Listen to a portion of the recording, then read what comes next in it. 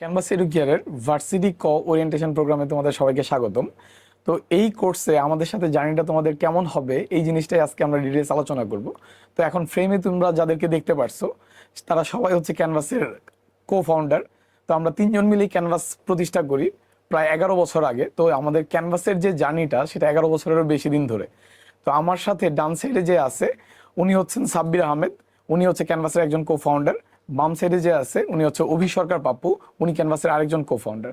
তো আমি তোমাদের সাথে বেসিক্যালি ফার্স্টে আমাদের সাথে কোর্সের যে জার্নিটা কেমন হবে এটা আলোচনা করব।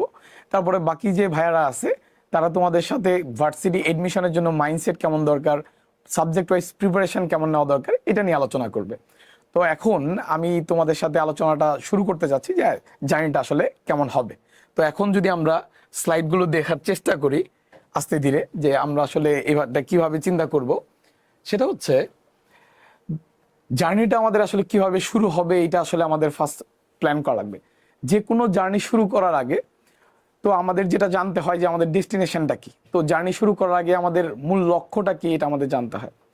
তো কিন্তু কোনো জার্নিতেই শুধু লক্ষ্য জানলে হবে না। যেমন আমরা কিন্তু ম্যাক্সিমাম আমাদের লক্ষ্য জানি, কেউ কেউ চাই ঢাকা ভার্সিটিতে ভালো সাবজেক্টে ভর্তি হইতে, কেউ কেউ চাই ঢাকা ভার্সিটির কোনো একটা সাবজেক্টে ভর্তি হইতে, আবার কেউ কেউ চাই যে কোনো একটা ভার্সিটিতে চান্স হইলেই হবে। তার মানে এক একজনের লক্ষ্য আসলে এক এক রকম, ফলে এক একজনের যে পাথ হয়ে এটাও এক এক রকম হবে। তাই জার্নি যখন আমরা শুরু করব তো ডেস্টিনেশন তো আমাদের জানাই আছে সবার, কিন্তু এখানে যে প্রবলেমটা হয়েছে এই ডেস্টিনেশনে পৌঁছানোর জন্য তোমার যে ওয়েটা বাছাই করতে হবে এবং জানতে হবে যে তুমি আসলে ওই ডেস্টিনেশনে কেন পৌঁছাইতে চাচ্ছ এবং এই ডেস্টিনেশনে কিভাবে পৌঁছাইতে চাচ্ছ। তো আমরা আসলে যে জায়গাটায় হেল্প করব, কেনটা তোমাদের জানতে হবে, কিভাবে এটা আসলে আমরা এক্সপ্লেইন করব যে আসলে আমরা কিভাবে তোমাদেরকে এই জার্নিতে সহযোগিতা করতে পারি। তো এখন যদি আমরা এই জার্নিতে আমাদের যে তোমাদের প্রতি কন্ট্রিবিউশনটা থাকবে যে আমরা আসলে কোথায় যাইতে চাইতেছি। তো নর্মালি যেটা হয় সেটা হচ্ছে, ধরো তুমি যখন স্টাডি করবা তো এই স্টাডি প্ল্যানের যে অংশটা, তো আমরা যখন প্রিপারেশন শুরু করব তো সবারই তো একটা লক্ষ্য আছে, আমরা আগেই জানি। তো সবাই আসলে প্রিপারেশনটা যখন শুরু করব, কেউ কেউ চাবে একটু স্ট্রাকচার ওয়েতে প্রিপারেশন নিতে, কেউ চাবে এই প্রিপারেশনটা অনেক ব্রড করে ফেলতে, কেউ কেউ চাবে সাবজেক্ট ওরিয়েন্টেড পারফেক্টলি প্রিপারেশন নেওয়ার জন্য। দেখো সবারই একটা করে লক্ষ্য আছে, সবাই কিন্তু আমরা একইভাবে প্রিপারেশন নিতে চাচ্ছি না, এটা ইনিশিয়ালি আমাদের মনে হয়। কিন্তু সবার লক্ষ্যের একটা জিনিস কমন, আমরা কেউই আসলে প্রিপারেশনটা র্যান্ডম ভাবে নিতে চাচ্ছি না, ডিসক্রিট ওয়েতে নিতে চাচ্ছি না, যে প্রিপারেশনটা আমার বিচ্ছিন্ন থাকলো, পরে আমি অ্যাকুমুলেট করে এটা আসলে 4 মাস পরে পরীক্ষার হলে ডেলিভারি করতে পারলাম না। তো এই জিনিসটাই আসলে এই জিনিসটাতেই আমরা আসলে হেল্প করবো, যাতে তুমি জিনিসটা অ্যাকুমুলেট করতে পারো। কারণ পড়া যদি ব্রড হয়ে যায়, তোমাদের এইচএসসি পরীক্ষার এক্সপিরিয়েন্স থেকে আমার মনে হয় তোমরা অলরেডি এটা এক্সপিরিয়েন্স করে ফেলছো, যে আমরা সারা বছর অনেক কিছু পড়লেও পরীক্ষার আগের দিন রাতে এত কিছু রিভিশন দেওয়া যায় না, আবার পরীক্ষার হলে যে সবকিছু আসলে ডেলিভারি করা যায় না, যেটা কমন পড়ে। ফলে এই জিনিসটা অ্যাকুমুলেট করার জন্য যে প্ল্যানটা কি হইতে হবে, রুটম্যাপটা কি হইতে হবে, এটাই আসলে আমরা তোমাদের সাথে ডিসকাস করব এবং এই জায়গাতেই আমরা আসলে হেল্প করব। Your route map to success. তো আমাদের সাথে তোমাদের রুট ম্যাপটা কেমন হবে এটাই এখন আসলে আলোচনার বিষয়। তো আমরা ফার্স্টে যে কাজটা করব, যে আমাদের যে প্ল্যানটা সেটা হচ্ছে ভার্সিটি এডমিশনের জন্য যতটুকু কনসেপ্ট দরকার ততটুকু কনসেপ্টে ফার্স্টে আমরা লেকচার ক্লাস করব, যতটুকু দরকার, মোস্ট ইম্পর্টেন্ট ওয়ার্ড। কারণ হচ্ছে বইয়ে আমাদের অনেক টপিকস আছে, অনেক কিছুই বোঝার আছে, এটা আমরা এইচএসসিতে বুঝছি, আমরা 2 বছরে এত কিছু পড়ছি। তো এখন এই প্রেশারটা 4 মাসে হ্যান্ডেল করতে হবে, ফলে খুব স্মার্ট হইতে হবে, আদারওয়াইজ এই পরীক্ষাতে ডেলিভারি করাটা খুব ডিফিকাল্ট হয়ে যায়। 2 নাম্বার, তো আমাদের ততটুকু কনসেপ্টই আমরা গ্যাদার করার ট্রাই করব যতটুকু আসলে আমাদের প্রয়োজন। তো ওই লেকচার ক্লাসের পরে আমরা যেটা করব যে প্রচুর পরিমাণ প্র্যাকটিস করার ট্রাই করব। এখন প্রচুর পরিমাণ প্র্যাকটিস বলতে আসলে কি বুঝাইতেছি, একই জিনিস অনেকবার করতে হবে। তুমি যদি অঙ্কের সংখ্যা অনেক বাড়ায় ফেলো, ধরো হচ্ছে কোনো পার্টিকুলার টপিকসে অনেক অঙ্ক করতেছো, এই অঙ্কটা তুমি পরের দিন পারবা, এটা ঠিক আছে, কিন্তু তোমার আসলে জাজ করতে হবে এটা তুমি 4 মাস পরে পারবা কিনা। ফলে এই জায়গাটাই তোমাদেরকে আমরা খুব হেল্প করব, যে আসলে কিভাবে এই জিনিসটা সিলেক্ট করতে হবে যে আসলে কতটুকু পড়া দরকার। কারণ কোয়েশ্চেন তো অনেক আছে, ধরো ভেক্টরে কোয়েশ্চেন সলভ করতে চাইলে তুমি 500 কোয়েশ্চেন সলভ করতে পারবা, আবার 150 কোয়েশ্চেন পরেও এই জিনিসটাকে ব্রেনের মধ্যে সার্কুলেট করে নিয়ে 4 মাস পরে যে এটা ডেলিভারি করা যাবে। এখন আসলে 150 আসলে এই সংখ্যাটা আসলে অ্যাপ্রক্সিমেশনের জন্য বললাম, বোঝানোর জন্য বললাম। এই সংখ্যাটা আরো কম হইতে পারে, আবার একটু বেশিও হইতে পারে। তার মানে কি প্র্যাকটিস করতে হবে এখানে আমরা হেল্প করতে পারি, বাট প্র্যাকটিসটা আসলে তোমাকেই করতে হবে। এরপরে যে ঘটনা সেটা হচ্ছে আমাদের যে এক্সামটা হবে, এক্সামটা 2 ভাগে হবে। প্রত্যেক লেকচারের আন্ডারে প্র্যাকটিস এক্সাম থাকবে। ওইখানে আমরা মোস্ট প্রবলি 30 থেকে 50টা কোয়েশ্চেন দিব, এক একটা টপিকস অনুসারে এক এক রকম, 30 থেকে 50।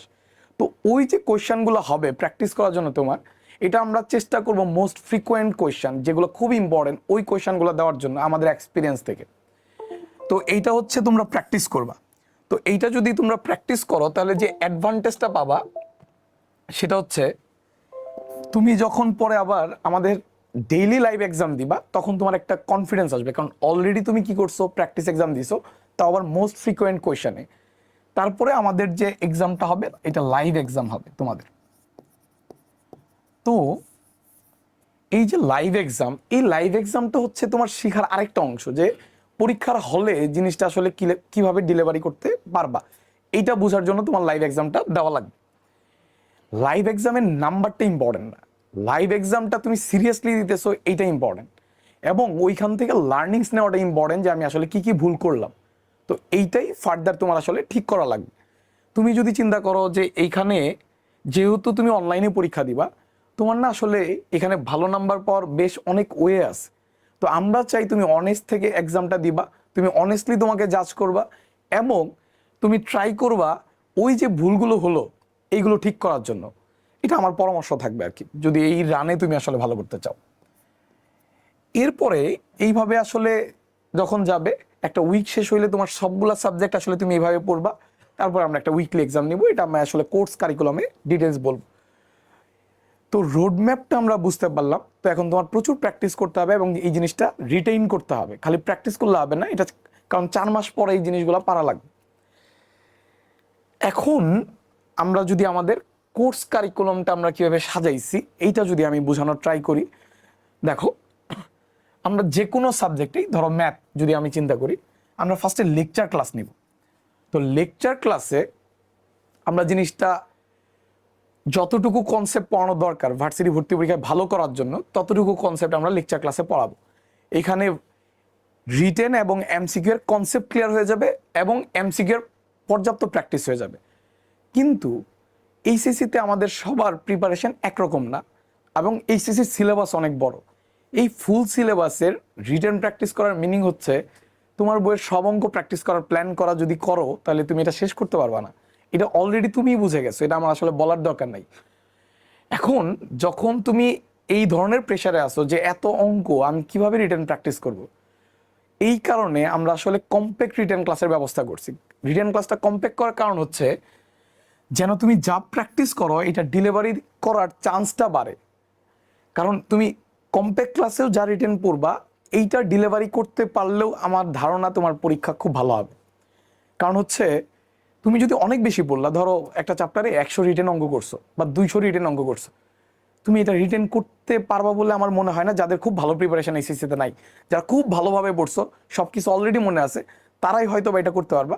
কিন্তু যাদের প্রিপারেশনে একটু ঘাটতি আছে, বা মনে করো তুমি আসলে এইচএসসিতে পর্যাপ্ত পরিমাণ পড়ো নাই বা বুঝতে পারো নাই কখন থেকে পড়া শুরু করতে হবে, যেমন আমরা অনেকেই বুঝি সেকেন্ড ইয়ারে যায় পড়াটা কীভাবে পড়তে হবে, তো একটা বছর আমাদের এমনি নষ্ট হয়ে যায়। বাট এইখানে টাইম খুব কম, ফলে তুমি যদি টাইম নষ্ট করো বুঝতে না পেরে কিভাবে পড়তে হবে তোমার জন্য, তখন এটা আসলে ভর্তি পরীক্ষার হলে যায় তুমি বুঝতে পারবা যে তোমার আসলে ভুল হয়ে গেছে। ফলে আমরা চাই এই ভুলটা তুমি আগে বুঝতে পারো এবং প্রিপারেশনটা কনসাইজ ওয়েতে নিতে পারো। এই জন্য আমরা কম্প্যাক্ট রিটেন ক্লাসের ব্যবস্থা রাখছি। এরপরে তোমরা ওই প্র্যাকটিস শিট দেওয়া হবে, এটাও খুব কম্প্যাক্ট ওয়েতে দেওয়া হবে, কারণ তোমার কাছে অলরেডি পর্যাপ্ত পরিমাণ বই আছে প্র্যাকটিস করার জন্য। যেমন ধরো যদি আমি ফিজিক্সে বলি, আমির হোসেন স্যারের বইয়ের উদাহরণে অনেক এমসিকিউ আছে, ওইগুলো তোমরা চাইলে প্র্যাকটিস করতে পারো। কিন্তু আমরা যেটা করব সেটা হচ্ছে মোস্ট ফ্রিকোয়েন্ট কোয়েশ্চেন যেগুলো আসে, যেগুলো পড়লে কোয়েশ্চেন কমন পড়ার একটু চান্স আছে। কোয়েশ্চেন কমন পড়বে কিনা এটা কখনোই গ্যারান্টি দিয়ে বলা যায় না, কারণ কোয়েশ্চেন যেহেতু আমরা করবো না, কোয়েশ্চেন টিচার করবে, আমাদের এক্সপেকটেশন থাকবে আমরা যা পড়াবো সেখান থেকে কোয়েশ্চেন আসবে। কিন্তু এটা কখনোই গ্যারান্টি দেওয়া পসিবল না যে তোমার সব কোয়েশ্চেন আমরা কমন ফেলাই দিব। বাট এইটা গ্যারান্টি দেওয়া পসিবল যে তোমরা যদি আমাদের সাথে আমরা যা বলি সেটা পড়ো, তাহলে তোমার পরীক্ষা ভালো হওয়ার যে নিশ্চয়তা এইটা মোটামুটি দেওয়া যায় আমাদের যে এক্সপিরিয়েন্স আছে ওই এক্সপিরিয়েন্স থেকে। তো প্র্যাকটিস শিটটা ওইভাবেই সাজানো, ফলে যার এইচএসসিতে খুব ভালোভাবে প্রিপারেশন আছে সে চাইলে এই প্র্যাকটিস শিটের বাইরে তোমার যে সহায়ক ম্যাটেরিয়ালস আছে ওইগুলো তুমি প্র্যাকটিস করতে পারো। বাট যার এইচএসসিতে ঘাটতি আছে সে এইটাতে স্টিক করাটাই তার জন্য বুদ্ধিমানের কাজ হবে। এর থেকে বেশি যা পড়তে হবে এটা আমরা ক্লাসে বলে দিব। আর প্র্যাকটিস এক্সাম আর ডেইলি এক্সামের ব্যাপারে আমি অলরেডি বলছি, এরপর প্র্যাকটিস এক্সাম হবে, ডেইলি এক্সাম হবে, সবগুলো সাবজেক্ট এই একই সেট আপে চলবে। বায়োলজিতে লেকচার ক্লাসের সময়ই জিনিসটা কাভার আপ হয়ে যাবে। এখন এই জায়গার যে রিটেনটা এইটা তোমার খুব স্ট্রংলি ডিসাইড করতে হবে, এই জায়গার রিটেন খুব ভালো করতে হবে, কারণ বায়োলজি তো এমসিকিউর জন্য পুরো জায়গায় মুখস্থ করা লাগে, আবার এইটাই রিটেনে লেখা লাগে, ফলে এইটার রিটেনটা কাভার করাটা ইজিয়ার। ফলে লেকচার ক্লাস থেকে রিটেন কাভার হয়ে যাবে, ওই জিনিসটাতে খুব বেশি এমফাসাইজ করতে হবে, কারণ যখন তুমি এমসিকিউ অলরেডি পড়ে ফেলছো তো ওই জায়গাটাতে তোমার মুখস্থ করাই লাগলো। এখন এখানে যে ঝামেলাটা হয় এমসিকিউ পড়ার সময় আমরা যেটা করি, লাইনটা পড়ি ঠিকই কিন্তু কিওয়ার্ডটা মনে রাখি এমসিকিউ দাগানোর জন্য। এখন যা খালি এই জায়গাটা চেঞ্জ করতে হবে যে কিওয়ার্ডের সাথে সাথে পুরো লাইনটা মনে রাখতে হবে, তাইলেই আমাদের দেখা যাবে বায়োলজি রিটেনের প্রিপারেশনটা মোটামুটি 100% কি হয়ে যাবে, কাভার হয়ে যাবে। এখন যদি আমরা বলি যে আমরা আসলে কোর্সটা কিভাবে তোমাদের সাথে কন্ডাক্ট করব, সেটা হচ্ছে আমরা প্রত্যেক উইকে আমাদের যে প্ল্যান এটা তোমাদেরকে আমরা আগেই দিয়ে দিব। যেমন এই ফার্স্ট উইকের যে প্ল্যান এটা আমরা অলরেডি ঘোষণা করে দিছি যে আমাদের ফার্স্ট যে ম্যাথ ক্লাস, সেই ম্যাথ ক্লাস হবে হচ্ছে 18 আগস্ট সরলরেখা পার্ট 1, আর 19 আগস্ট হবে সরলরেখা পার্ট 2। এখন বোঝার যে বিষয় যে ম্যাথ লেকচার 1 হচ্ছে সরলরেখা, এখন এই সরলরেখাকে কাভার করার জন্য আমরা 2টা ক্লাস নিছি, কিন্তু এই লেকচার কিন্তু একটাই, যে এটা হচ্ছে ম্যাথ লেকচার 1 সরলরেখা, তার মানে সরলরেখার উপর আমার লাইভ এক্সামটা হবে। তো ওই লাইভ যে ডেলি এক্সামটা এটা হবে 20 আগস্ট। তো সেমভাবে আমার ফিজিক্সের যে ফার্স্ট লেকচার এটা হচ্ছে ভেক্টর ও গতিবিদ্যা। তো এক লেকচারে আমরা ভেক্টর শেষ করবো, এক লেকচারে গতিবিদ্যা শেষ করবো। এখন তোমার যে কনফিউশনটা অ্যারাইজ হইতে পারে যে কেন আমরা এখানে একাধিক ক্লাস নিলাম না, জিনিসটা খুব কম্প্যাক্ট ওয়েতে পড়তে হবে, কারণ তোমার আসলে সময় আছে 4 মাস। তুমি কোনো পার্টিকুলার টপিক্সে অনেক বেশি জ্ঞান অর্জন করতে চাইলে যে প্রবলেমটা হবে, অন্য একটা টপিক্স তোমার ছেড়ে দেওয়া লাগবে লাস্টে যায়। ফলে সব কিছুরই খুব সুন্দরভাবে যতটুকু কনসেপ্ট দরকার ততটুকু কনসেপ্ট কি করতে হবে, ভালোভাবে পড়তে হবে। তো সেমভাবে সবগুলো সাবজেক্টই আসলে যাবে। তার মানে প্রত্যেক উইকে আমরা এরকম একটা প্ল্যান দিয়ে দিব তোমাদেরকে। এই প্ল্যানের যদি আমরা সামারি লাইনটা দেখাই, যেমন 17 তারিখ ওরিয়েন্টেশন ক্লাস, 18 তারিখে হচ্ছে আমাদের সরলরেখা ক্লাস। তো এটা হচ্ছে উইকলি ক্লাসের যে টাইমলাইন, ওই টাইমলাইন দেখলে বুঝতে পারবা কোন দিন তোমার কোন ক্লাস হবে। তো এটা সুন্দরভাবে তোমাদের যারা অলরেডি এনরোল করছো, এটা আমাদের ওয়েবসাইটের কোর্সের কন্টেন্টের সাথেই রুটিন আছে, ওই রুটিনে এখানে ডিটেলসটা আছে। এরপরের যে ঘটনাটা এখানে হচ্ছে এক্সামের যে টাইমলাইনটা এটাও দেওয়া আছে, কত তারিখ কি যে এক্সাম ওইটাও দেওয়া আছে। এখন এক্সাম লাইভ এক্সামের যে সিস্টেমটা এটা হচ্ছে আমাদের এক্সপিরিয়েন্স থেকে, এবং আমরা যখন পরীক্ষা দিছি আমরা ওইটা ফিল করছি। পরীক্ষার হলে বায়োলজি অনেক ফাস্ট দেখাইতে হয় এবং কেমিস্ট্রিতে ট্রাই নিতে হয় মোটামুটি ফাস্ট দেখানোর জন্য, কারণ বেশ কিছু থিওরিটিক্যাল এমসিকিউ থাকে ওইগুলো ফাস্ট দেখানো যায়। ম্যাথমেটিক্যাল এমসিকিউগুলো কেমিস্ট্রিতে একটু টাইম কনজিউমিং হয়, খুব বেশি টাইম কনজিউমিং হয় না, মোটামুটি একটা টাইমের দরকার পড়ে। বাট ফিজিক্স এবং ম্যাথে যে প্রবলেমটা হয়, ফিজিক্সের যেগুলো থিওরিটিক্যাল কোয়েশ্চেন এগুলো একটু চিন্তা করে আনসার করতে হয়, এগুলো ডিরেক্ট আনসার করা যায় না। আবার ম্যাথমেটিক্যাল কোয়েশ্চেনগুলো করা লাগে। আবার ম্যাথের যে কোয়েশ্চেন, যে ম্যাক্সিমাম ভার্সিটিতে দেখা গেছে ক্যালকুলেটর নেই, ফলে ওই জিনিসগুলার ট্রিক্সের মাধ্যমে হোক কনসেপ্টের মাধ্যমে হোক যেভাবেই সলভ করতে যাই না কেন পরীক্ষা হলে পর্যাপ্ত পরিমাণ সময় লাগে। এই জন্য আমরা যে প্ল্যানটা করছি সেটা হচ্ছে উচ্চতর গণিত এবং পদার্থবিজ্ঞান, এইটার 30টা এমসিকিউ এর পরীক্ষা হবে ডেইলি এক্সাম, সময় থাকবে 25 মিনিট, ফলে তুমি অলরেডি স্পিডটা ক্যালকুলেট করতে পারবা। এরপরে রসায়ন ডেইলি এক্সামে 20 মিনিট দেওয়া হয়েছে, 30টা এমসিকিউ থাকবে। এখন তোমার মাথায় প্রশ্ন হইতে পারে যে এখানে 5 মিনিট কম কেন? তুমি আসলে লাস্টের দিন যখন দাগাবা তখন তুমি কেমিস্ট্রিতে কম সময় না দিলে ফিজিক্স আর ম্যাথ তুমি কি করতে পারবা না, কভার আপ করতে পারবা না। তার মানে এই প্ল্যানটা ডে 1 থেকেই তোমার মাথায় থাকা লাগবে। এবং সেমভাবে বায়োলজিতে আমরা 30টা এমসিকিউ রাখছি, বাট সময় কত মিনিট দিছি? 20 মিনিট। এই প্র্যাকটিস যখন তোমার প্রথম থেকে হবে তখন তুমি আসলে লাস্ট দিন যে ওই প্রেশারটা ফিল করবা না, যে টাইমের যে প্রেশারটা, এই প্রেশারটা ফিল করার চান্সটা একটু কমবে। ফিল করবা না এটা বলা খুব ডিফিকাল্ট, কারণ অনেক বেশি প্র্যাকটিস না করলে ওই জিনিসটা ব্রেনে রিটেইন করতে না পারলে তথ্য লাস্ট দিনও দেখা যাবে এত প্রিসাইজ ভাবে প্র্যাকটিস করে যাওয়ার পরেও টাইমে কি হয়ে যাবে, টাইমের প্রেশার ফিল হইতে পারে পরীক্ষা হলে, যে টাইম মতো আমরা এমসিকিউ আনসার করতে পারতেছি না।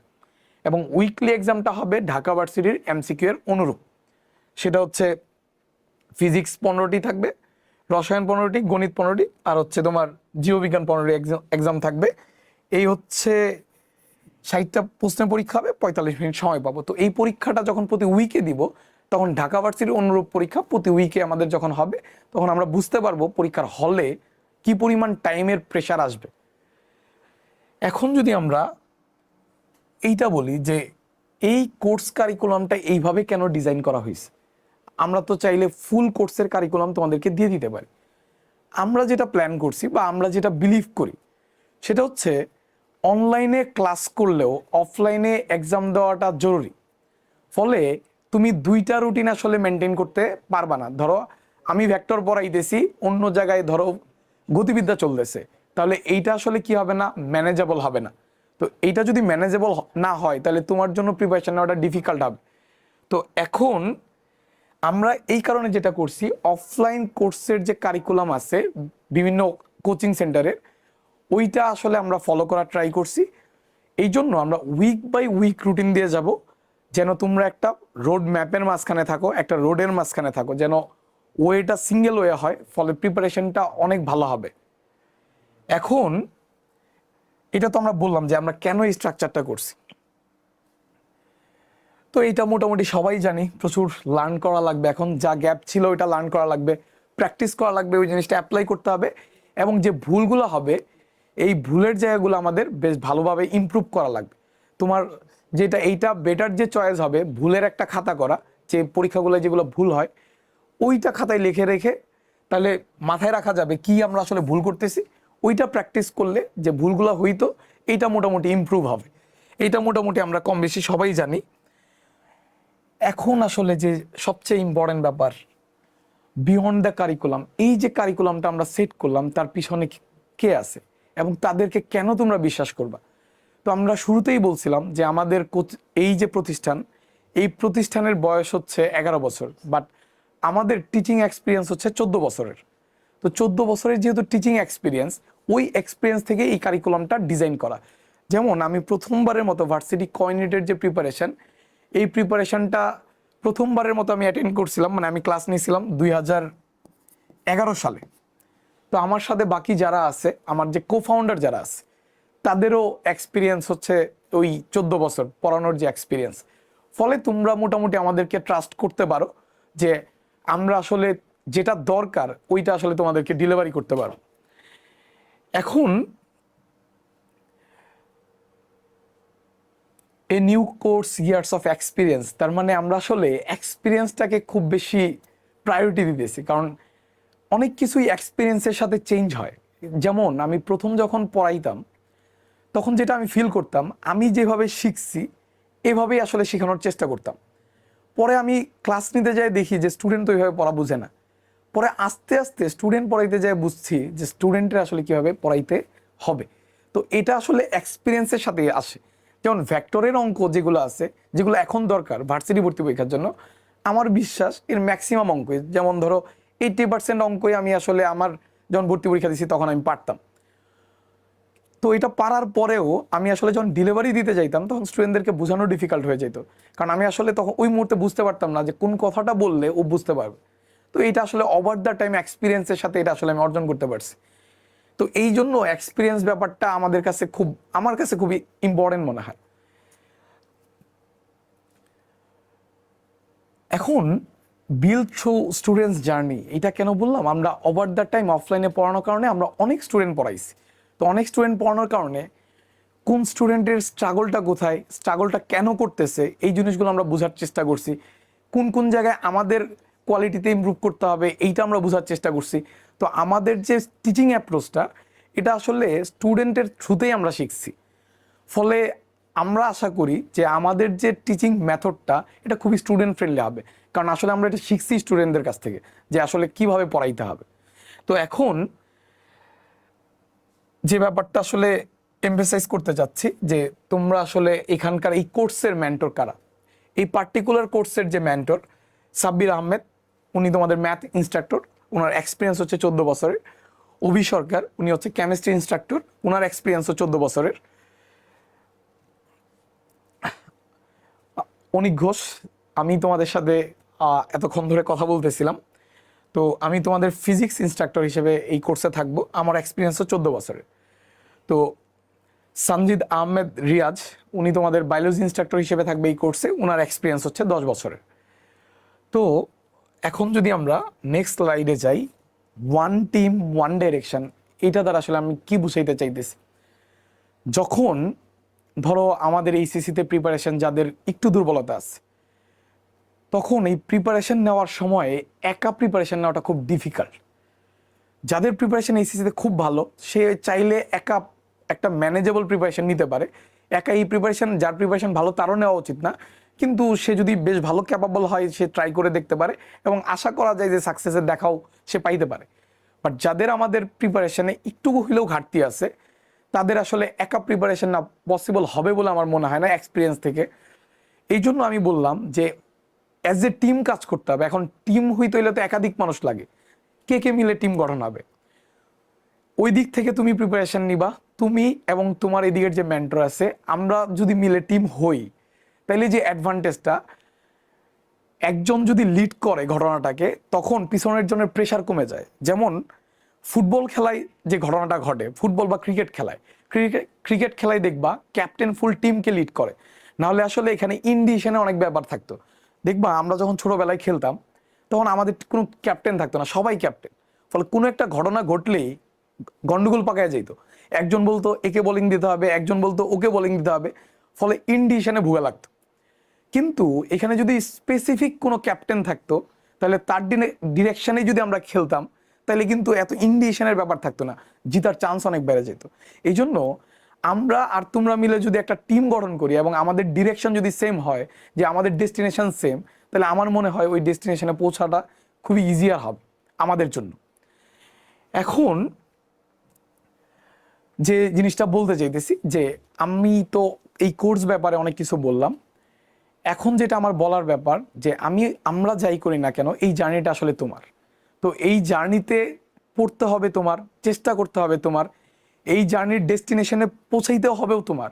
এই জার্নিতে আমরা শুধুমাত্র যেটা করতে পারি, সেটা হচ্ছে আমাদের এক্সপিরিয়েন্স থেকে যে নলেজটা হয়েছে এই পরীক্ষা কিভাবে ক্র্যাক করা যায়, ওইটাতে আমরা হেল্প করতে পারি। আরেকটা জিনিস আমরা করতে পারি, যে আমরা কমিট করতে পারি যে আমরা আমাদের বেস্ট সার্ভিসটা দেওয়ার চেষ্টা করব। তো এইটুকুই আমাদের পক্ষে আসলে করা পসিবল। সো এখন আমার মনে হয় যে এখান থেকে আসলে তোমাদের জার্নিটা শুরু হওয়া উচিত আমাদের সাথে। তো এখন ওভারঅল যে ইন্ট্রোডাকশন, সেটা আমি আসলে তোমাদেরকে বললাম।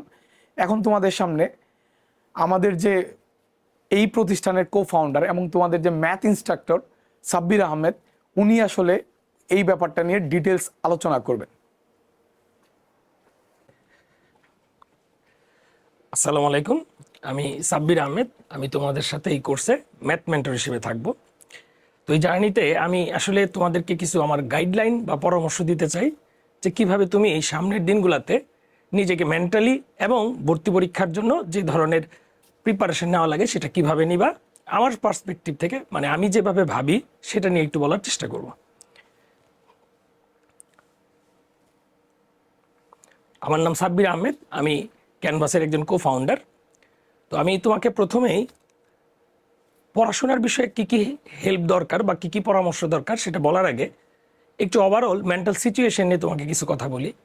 যে আমাদের যে শিক্ষা ব্যবস্থা বা আমাদের যে সিস্টেম বা কালচারটা তৈরি হয়েছে, তো এইখানে এই ভর্তি পরীক্ষার টাইম আসলেই আমাদের চতুর্দিকে আমাদের যে পরিবেশটা তৈরি হয়, সেটা অনেক শিক্ষার্থীর মধ্যে ফিয়ার তৈরি করে, ভয় তৈরি করে। এখানে সামনে কোনো অর্জনের লক্ষ্যটা যতটুকু থাকে, তার চাইতে হারায় যাওয়ার ভয়টাও অনেক বেশি থাকে।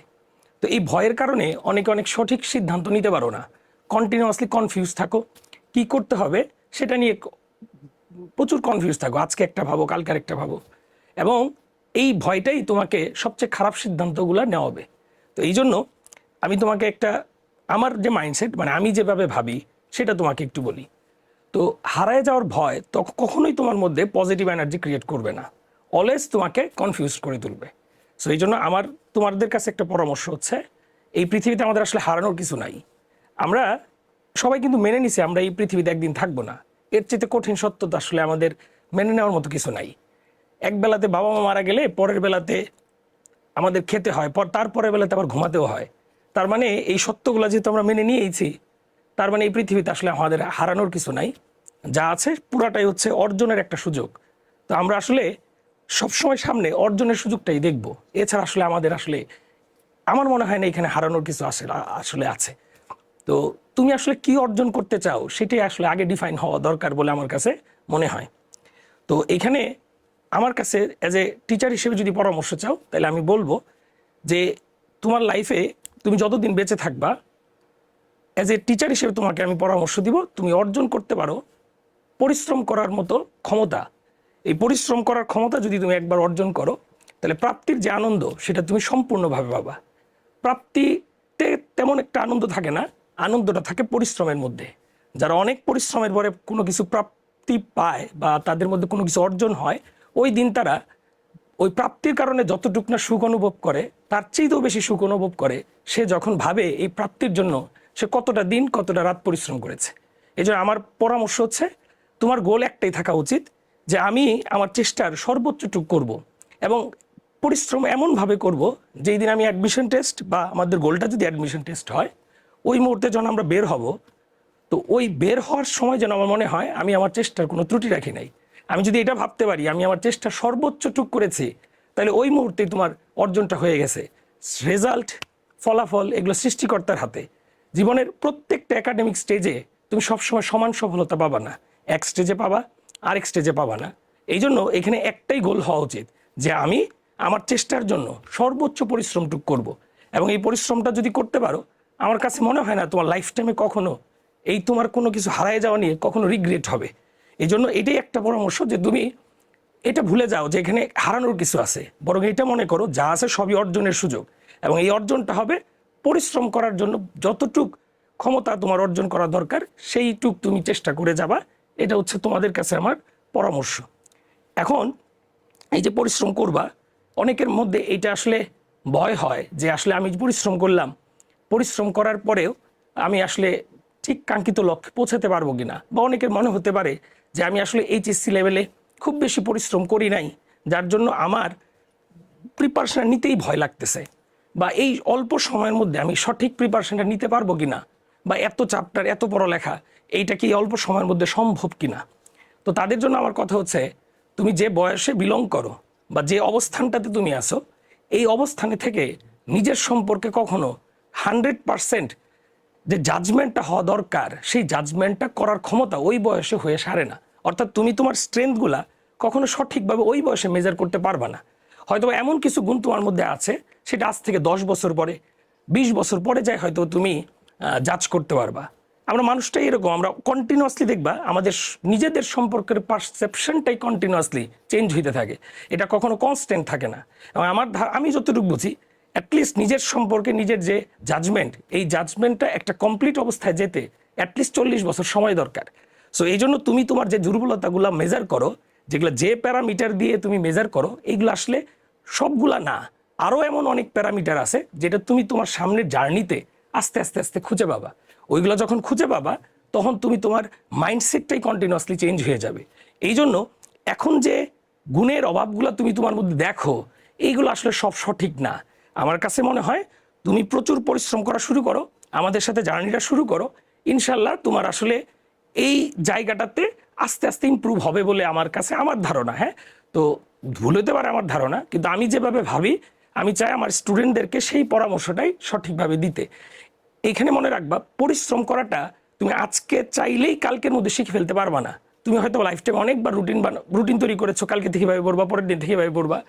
আসলে পৃথিবীর সব কিছু শিখতে হয়, কোনো কিছুই শেখা ছাড়া সম্ভব না। পরিশ্রম করাটাও তোমাকে শিখতে হবে। কিভাবে শিখবা?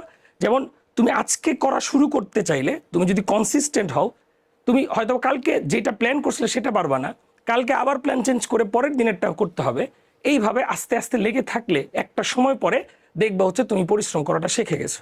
আমি 2023 সাল থেকে 26 সাল পর্যন্ত আমি হিসাব করে দেখছি প্রায় বছরে আমি প্রায় 2500 থেকে 3000 ঘন্টা করে ক্লাস নিচ্ছি বছরে।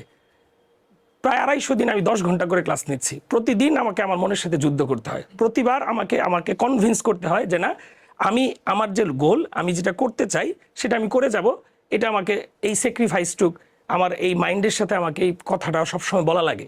সো তুমি আজকে যদি ভাবো কালকে থেকে তুমি লেগে থাকবা, কালকেই তোমার সাথে তোমারই যুদ্ধ করা লাগবে, এবং এই যুদ্ধটা যদি তুমি করতে না চাও তাহলে তোমার লক্ষ্যে তুমি কখনোই পৌঁছতে পারবা না। আর আমাদের লক্ষ্য কিন্তু রেজাল্টটা, আমাদের লক্ষ্য হচ্ছে নিজেদের মধ্যে এই পরিবর্তনটা নিয়ে আসা, যে আমি আমার মধ্যে চেঞ্জটা চাই। কি চেঞ্জ চাই? এমন একটা যোগ্যতা বা ক্ষমতা অর্জন করতে চাই যেন আমি আমার লক্ষ্য অর্জনের জন্য পরিশ্রম করতে পারি। এর চাইতে বড় পাওয়া আসলে আর কিছু হতে পারে না। তুমি যদি পরিশ্রম করার ক্ষমতা একবার অর্জন করতে পারো, আমি তোমাকে এটা বলে দিতে পারি, সামনের স্টেজে তোমার ফলাফল বা সফলতা আসতেও পারে, নাও আসতে পারে, কিন্তু শিখে গেলে তুমি জীবনের কোনো না কোনো একটা পর্যায়ে যায় অবশ্যই তুমি তোমার সফলতার দেখা পাবা। আর একবার যদি তুমি এই পরিশ্রম করার যোগ্যতাটা অর্জন করতে পারো, তোমার ভিতরেই তোমার চেঞ্জ আসবে। তুমি এইটা বুঝতে পারবা যে না, তোমাকে কখনো আরেকজন দ্বারা মোটিভেটেড হইতে হবে না, তুমি তোমাকে এই মোটিভেশনটা দিতে পারবা।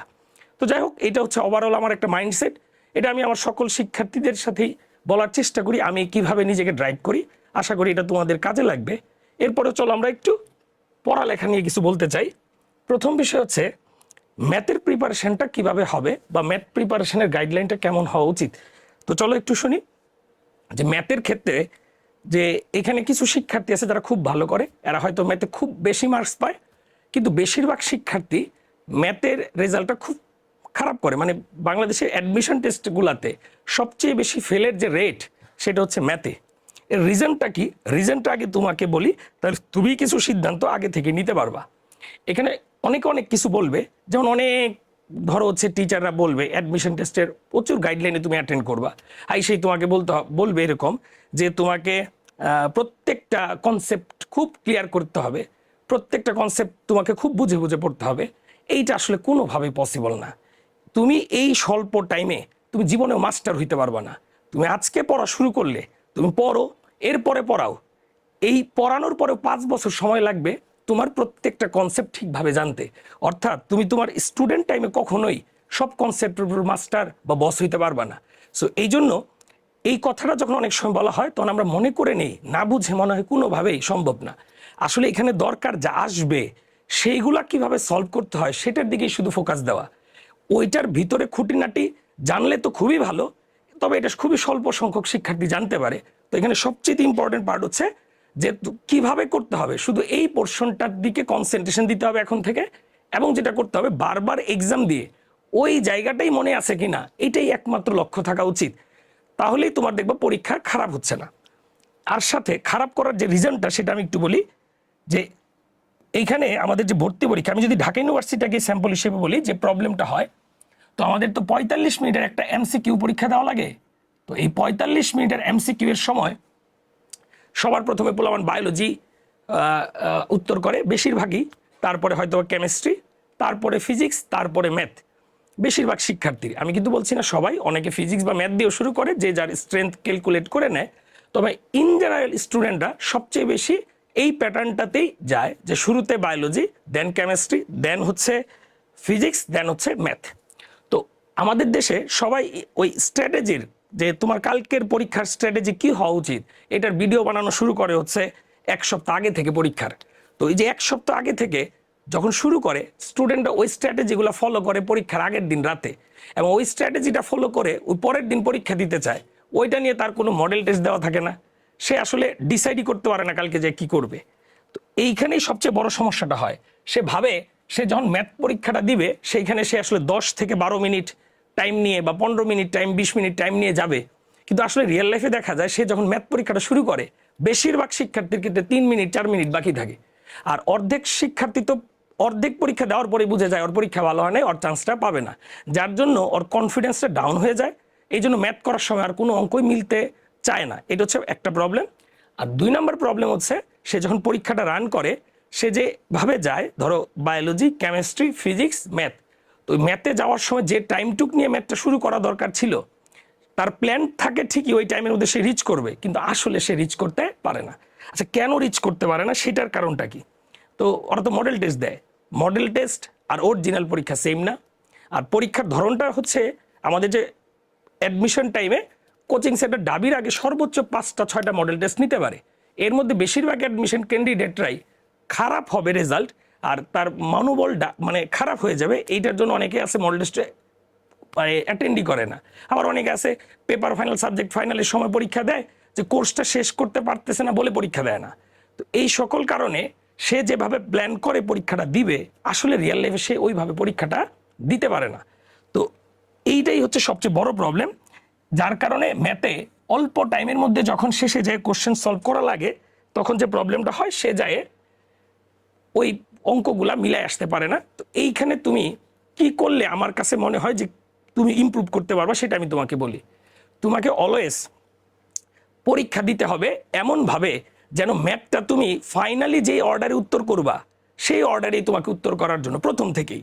যেমন তুমি দেখো, ফার্স্ট লেকচার হচ্ছে, এরপরের দিন ম্যাথ এক্সাম, সরল রেখা পড়ে গেছো, পরের দিন সরল রেখা এক্সাম। এই যে সরল রেখা এক্সাম, তোমার ব্রেনের মোডটাই কিন্তু সরল রেখা। কালকে তুমি জানো কালকে সব সরল রেখার প্রশ্ন আসবে, তুমি জানো তোমাকে সব সরল রেখার সূত্র মনে রাখতে হবে, যার জন্য তুমি যে জাজমেন্টটা করো তোমার ওই চ্যাপ্টার সম্পর্কে, সেটা আসলে সঠিক জাজমেন্টটা। অরিজিনাল তো পরীক্ষার দিন একটা মাত্র কোশ্চেন আসবে, এবং ওই কোশ্চেন সলভ করার আগে তুমি হয়তো আরো 10টা চ্যাপ্টারের কোশ্চেন সলভ করছো, তার আগে বায়োলজি উত্তর করছো, তার আগে কেমিস্ট্রি করছো, তার আগে ফিজিক্স করছো। এই জন্য তোমাকে প্রথম থেকেই এই প্যাটার্নে এক্সাম দিতে হবে, যে তুমি এইভাবে এক্সাম দিচ্ছ যে এর আগে 3 সাবজেক্ট উত্তর করে আসছো, তারপরে ম্যাথ উত্তর করতেছো। এই প্যাটার্নে প্রথম থেকে এক্সাম দেওয়ার চেষ্টা করতে হবে। এখন কোচিং সেন্টারগুলো তো তোমাকে এই ধরনের ফ্যাসিলিটি হয়তো কেউ দিতে পারে, নাও দিতে পারে। তো আমরা আসলে বাকিরা কথা বলি, এটা আমাদের এখনো প্ল্যানের অংশ না। তবে আমরা চেষ্টা করব দ্বিতীয় উইক থেকে আমরা প্রতি উইকলিতেই এরকম এক্সামটা নেওয়ার, যেখানে রানিং পরীক্ষার সাথে আগের পরীক্ষা, মানে আগের উইকলির পড়াটা অ্যাড হয়ে কন্টিনিউয়াসলি মডেল টেস্ট চলতে থাকবে। কন্টিনিউয়াসলি যদি মডেল টেস্ট চলতে থাকে, তাহলে তুমি যেমন তৃতীয় উইকে যখন চলে যাবা, প্রথম 2 উইকের, তৃতীয় উইকের তো উইকলি হবেই, সাথে প্রথম এবং দ্বিতীয় উইকের পড়া নিয়ে আমরা উইকে 2টা বা 3টা মডেল টেস্ট যে যে ইচ্ছা দিতে পারে।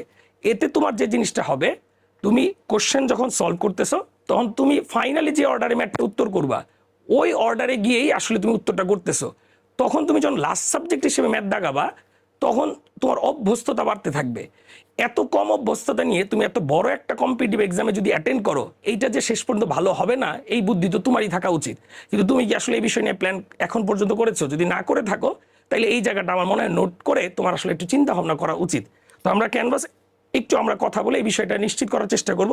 আমাদের প্ল্যানটা কেমন হবে, যে আমরা সেকেন্ড উইকলি থেকে, ফার্স্ট উইকলি তো হইলো, সেকেন্ড উইকলি এক্সাম হইলো, এর পরের দিন থেকে আগের চ্যাপ্টারগুলো যা যা পড়ানো হয়েছে, তার সাথে নতুন লেকচারের কোশ্চেন কন্টিনিউয়াসলি অ্যাড হয়ে পরীক্ষা চলতেই থাকবে।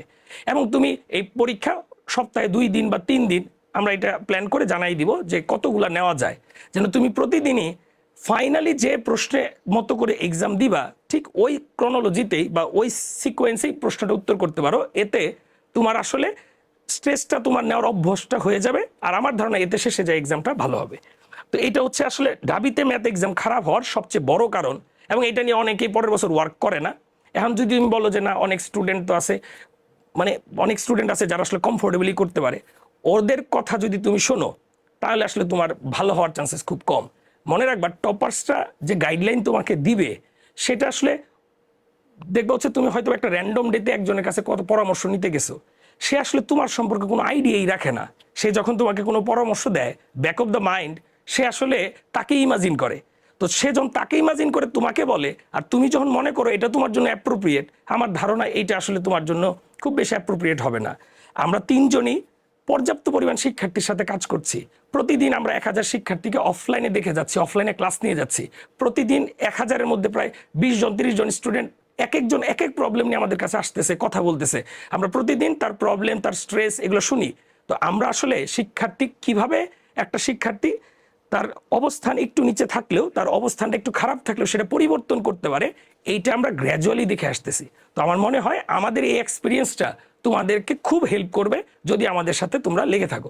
এবং আমরা চেষ্টা করব ক্লাস এবং ক্লাসের বাইরে, মানে যতটুক আমরা গাইডলাইন, ক্লাস নিলাম, ক্লাসের বাইরে গাইডলাইন দিলাম, যদি দরকার হয় আমরা পার্সোনালাইজ গাইডলাইন, যেমন আমরা আমাদের একটা ফেসবুক গ্রুপ করে ওইখানে আমাদের যাতে যারা কোর্সটা কন্টিনিউ করতেছে তাদের জন্য আমরা হয়তো বা গাইডলাইনটা আরও আমরা একদম তাদের জন্য টার্গেট করে বানাইতে পারি, সেইভাবে তোমাদেরকে দিতে পারি। তো আমার মনে হয় তোমরা এটা বুঝতে পারছো। এখন আসলে গণিতের প্রিপারেশনটা কেমন হওয়া উচিত, আমি আসলে আমার যে এটা বলা দরকার সেটা থেকে আসলে অন্যদিকে চলে গেছিলাম, তারপর আমি একটু বলি। গণিতের প্রিপারেশনের জন্য সবার আগে তোমার মাথায় থাকতে হবে কন্টেন্ট, কি পড়বা তুমি। তো কন্টেন্টের বিষয় আসলে এক এক স্টুডেন্টের জন্য এক এক রকম ভ্যারি করে। তুমি যদি এমসিকিউ প্রিপারেশন নিতে চাও তাহলে তোমার কাছে আমার পরামর্শ হচ্ছে এমসিকিউ এক্সামটার জন্য আমরা যে স্লাইডে যে অঙ্কগুলো করে যাব এই অঙ্কগুলাই তুমি রিপিটেডলি বারবার করবা, আমাদের এক্সামগুলো অ্যাটেন্ড করবা, তাহলে তোমার যে কোনো ভার্সিটির এমসিকিউ প্রিপারেশন এনাফ হবে। যদি তুমি অনেক ক্যাপাবল হও তাহলে তুমি আরও কন্টেন্ট করতে পারো, কিন্তু যাদের মনে হয় পড়ালেখায় গ্যাপ আছে এবং যারা মনে করো যে তুমি পর্যাপ্ত সময় দাও নাই, তাদের কাছে একটাই পরামর্শ, আমরা যে লেকচার স্লাইডগুলোতে যে কোশ্চেন রাখবো, আমরা যে এক্সামগুলো নিব, এই দুইটার কোশ্চেন যতবার পারো 10 বার 15 বার 20 বার সলভ করো, তোমার এমসিকিউ এর জন্য আর কোনো প্রিপারেশন নিতে হবে না। আর যেহেতু 2টা বা 3টে ইউনিভার্সিটিতে রিটেনের কোশ্চেন আসতে পারে, রিটেনের জন্য পরামর্শ হচ্ছে তুমি যদি এখন ক্লাস করে রিটেন শিখতে যাও এটা একটু কঠিন। তো তোমাকে ক্লাস করে কিছুটা শিখতে পারবা, তো তোমাকে নিজের দায়িত্বটা নিজে নিতে হবে। তো আমার কাছে মনে হয় রিটেনের জন্য তোমার সবচেয়ে ভালো হবে তুমি বোর্ড কোশ্চেন যেগুলো ম্যাথের জন্য, বোর্ড কোশ্চেন, ম্যাথের যে বোর্ড কোশ্চেন যেগুলো থাকবে এই বোর্ড কোশ্চেনগুলো তুমি শুধু সলভ করবা। মানে যে কোশ্চেনগুলোর পাশে বোর্ড লেখা থাকে মেন বইয়ের, শুধু সেই কোশ্চেনগুলো, মানে এগুলো তো তুমি কয়েকদিন আগে এইচএসসি পরীক্ষার আগেই করছো, হয়তো বা সব পারফেক্টলি পারো না কিন্তু করছো, তো ওইগুলাই বারবার করতে থাকো। আমার ধারণা ডাবির 4টা কোশ্চেনের মধ্যে অ্যাটলিস্ট 3টা কোশ্চেন তুমি এই কনসেপ্টগুলো জানলেই পারবা। যদি এইগুলোতেও তোমার প্রবলেম থাকে তাহলে আমাদের কম্প্যাক্ট রিটেন ক্লাসটা দেখতে পারো, এটা তোমার জন্য একটু হেল্পফুল হবে। কিন্তু আমরা যদি খুব ডিটেলসে রিটেন পড়াইতে চাই তাহলে এত ঘন্টা ক্লাস তোমার দেখা সম্ভব হবে না। এই জন্য আমি অনেস্টলি আগেই বলে দিচ্ছি, তুমি রিটেনের জন্য বোর্ড কোশ্চেন সব পড়বা, সাথে আমাদের কম্প্যাক্ট ক্লাসটা দেখতে পারো। তবে এমসিকিউ এর জন্য আমাদের যে ক্লাস এবং এই ক্লাসের পাশাপাশি এক্সামে যে কোশ্চেনগুলো আমরা অ্যাড করব, সব যদি আমরা ক্লাসে পড়াই দিই তাহলে এক্সামে দেওয়ার জন্য তো কিছু কোশ্চেন রাখা লাগবে। তো এই জন্য আমরা প্ল্যান করেছি কিছু ভালো কোশ্চেন আমরা ক্লাসে রাখবো না, এক্সামের জন্য সিলেকশন রেখে দিয়েছি। তো এই দুইটার কম্বিনেশনে যদি তখন তোমার প্রিপারেশন নেওয়া এমসিকিউ এর জন্য বেস্ট প্রিপারেশন হবে। এখন তোমার যেটা দরকার, তুমি তো পড়ার কি পড়তে হবে এটা বুঝতে পারলা, এখন ঘটনা হচ্ছে এক্সাম। এক্সামটা তোমাকে যত বেশি সম্ভব এক্সাম দিতে হবে, এবং এক্সামটা দেওয়ার সময় যেটা খেয়াল রাখতে হবে, আজকে যে এক্সামটা দিলা যদি তোমার পক্ষে সম্ভব হয়, সময় হয়, যখনই তুমি ফ্রি টাইম পাও আগের এক্সামটা আবার দিবা। একই এক্সাম বারবার দিতে দিতে তোমার কমন কোশ্চেনগুলো মুখস্থ হয়ে যাবে। ম্যাথ পরীক্ষাতে প্রায় 30 to 40% কোশ্চেন অপশন সহ হুবহু সেম আসে আগের বছরগুলোতে, এবং যেগুলো সেম আসে এগুলো প্রায় সবই কমন কোশ্চেনই থাকে। তো তুমি যদি এই এক্সাম বারবার দিতে থাকো, কমন কোশ্চেনগুলো এমন একটা অবস্থা আসবে যে তুমি দেখেই চিনে ফেলবা। যখন দেখে চিনে ফেলবা অনেকগুলো কোশ্চেন তোমার উত্তর করার সময় ক্যালকুলেশন লাগবে না, তোমার দেখেই মনে হয়ে যাবে এটার উত্তর এটা, এটার উত্তর এটা। তখন তোমার জন্য এটা সুবিধা হবে, তুমি যে নতুন কোশ্চেনগুলো আছে বা যেগুলো একটু ক্রিটিক্যাল কোশ্চেন এগুলাতে একটা টাইম সেভ করে ওইখানে ট্রাই করতে পারবা। যখনই তুমি ভালো পজিশনে আসতে চাও, টপ 200 টপ 300 এরকম ভালো পজিশনে আসতে চাও, কোশ্চেন পরিচিত রাখার কোনো বিকল্প রাস্তা নাই। এবং কোশ্চেন পরিচিত তখনই হবে যখন একই কোশ্চেন বারবার প্র্যাকটিস করবা। মনে রাখবা কোশ্চেনের সলভ ছোট, কিন্তু আননোন কোশ্চেন ওইটা পরীক্ষা হলে সলভ করা যায় না, কারণ তোমার মাইন্ডসেটই থাকে আমি আগে জানাগুলো উত্তর করব। যখন জানাগুলো উত্তর করব কোনো রকম অপরিচিত থাকলে ওটা এক লাইনের সলভ হলে ওটা দেখা যায় উত্তর করা যায় না। এই জন্য এখানে খুব ইম্পর্টেন্ট যে তুমি তোমার কত পার্সেন্ট কোশ্চেন তুমি দেখেই চিনে ফেলছো, এটা তোমার পজিশনটাকে উপরে নিয়ে আসবে। এবং এক্সামটা যখন দিবা যেই কোশ্চেনগুলো তুমি ভুল করবা ওই ভুলগুলোর জন্য একটা করে এক্সপ্লেনেশন তুমি লিখে রাখবা, তোমার খাতা একটা ডায়েরি বানাবা যেখানে এক্সপ্লেনেশন লিখে রাখবা যে এই কোশ্চেনটা বা এই প্যাটার্নের কোশ্চেনটা আমি এই জায়গায় ভুল করছিলাম। পরের বার এক্সাম অ্যাটেন্ড করার আগেই তুমি ওই এক্সপ্লেনেশনগুলো দেখে নিবা। যখন দেখে নিবা ওইটা যখন কন্টিনিউয়াসলি কিছুদিন করতে থাকবা, ওই কোশ্চেন সম্পর্কে তোমার এত সুন্দর আইডিয়া হবে যে দেখেই মনে হয়ে যাবে আমি তো এই কোশ্চেন এই দিন ভুল করছিলাম, ডেট সহ তোমার মনে পড়ে যাবে। এই জন্য ওটার পরে ভুল হওয়ার চান্সেস থাকবে না। কিন্তু ধরো ভুল হইলো, তুমি ওইটা নিয়ে কোনো কাজ করলে না, আমি গ্যারান্টি 100 এমন কোশ্চেনে তুমি ভুল করছো যেই কোশ্চেনগুলো ভুল করার পরও তুমি ওইটাকে আলাদা করে সময় দাও নাই, আমি নিশ্চিত ওই 100 কোশ্চেনের উপর যদি আবার এক্সাম নেই তুমি আবার 80টা ভুল করবা। এটা আমার এক্সপিরিয়েন্স থেকে আমি বলতেছি। তো এই জন্য আমার কাছে মনে হয় যেগুলো ভুল হয় সেগুলো নিয়ে আবার প্রপারলি ওয়ার্ক করাটা খুব দরকার।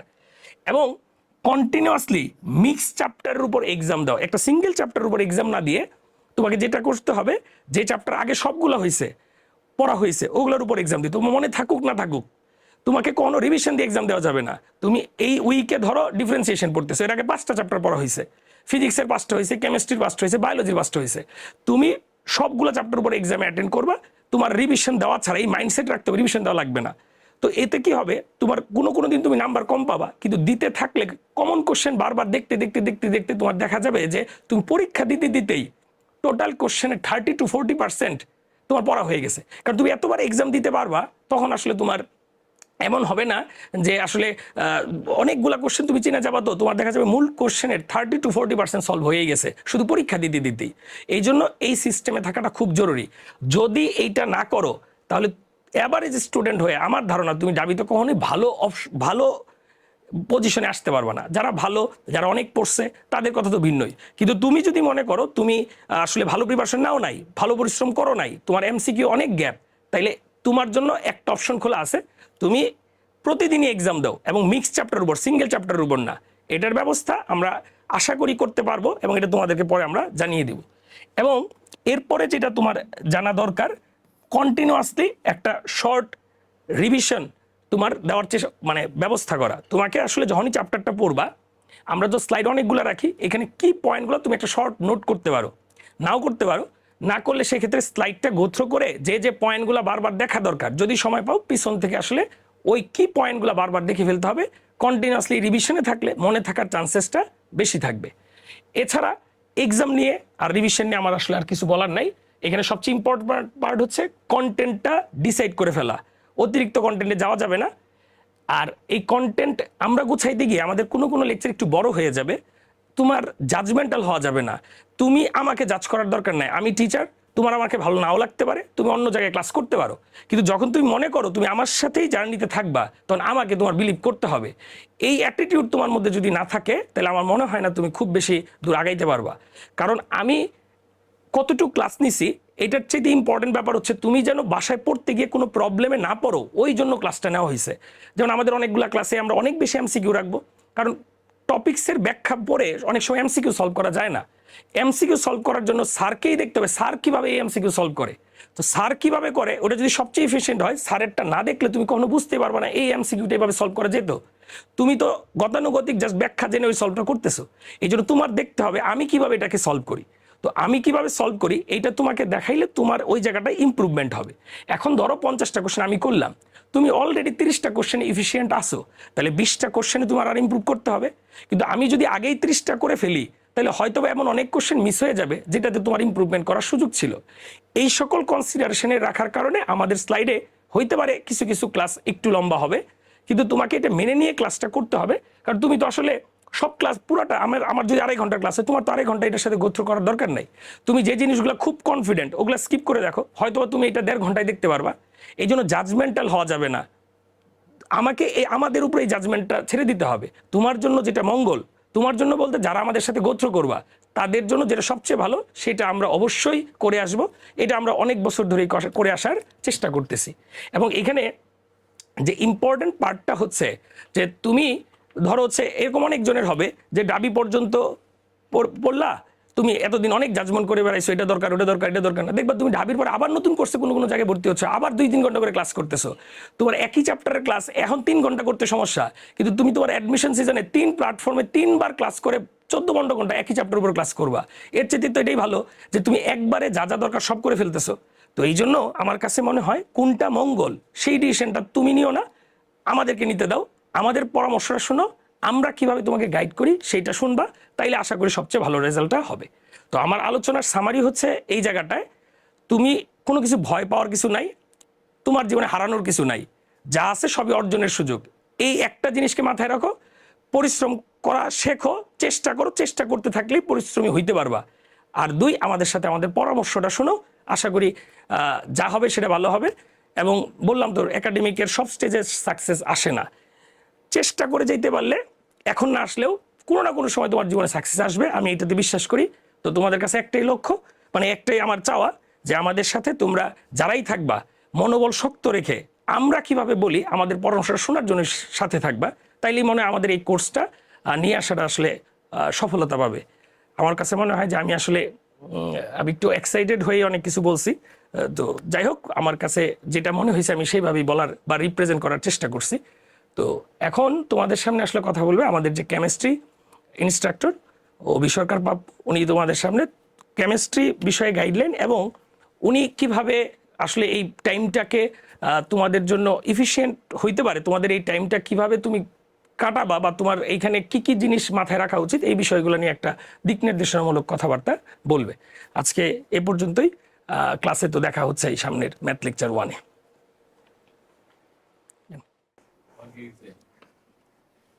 প্রিয় শিক্ষার্থী, আশা করি সবাই ভালোই আছো। আমি হচ্ছি তোমাদের কেমিস্ট্রি ইনস্ট্রাক্টর। তো আমি তোমাদেরকে কেমিস্ট্রির ব্যাপারে কিছু কথাবার্তা বলবো, গুরুত্বপূর্ণ, যে কেমিস্ট্রি কীভাবে পড়তে হবে না পড়তে হবে। তো এই ব্যাপারগুলো কথা বলার আগে আমার কাছে মনে হয় যে আমি অন্য কিছু ব্যাপার নিয়ে একটু তোমাদের সাথে একটু ডিসকাস করে নিই। তো এই ডিসকাশনগুলোর মধ্যে যেটা হচ্ছে, এই সময় তোমার আসলে মানসিক অবস্থা, মানে যে কোনো স্টুডেন্টের ভর্তি পরীক্ষার সময় মানসিক অবস্থাটা কেমন থাকে।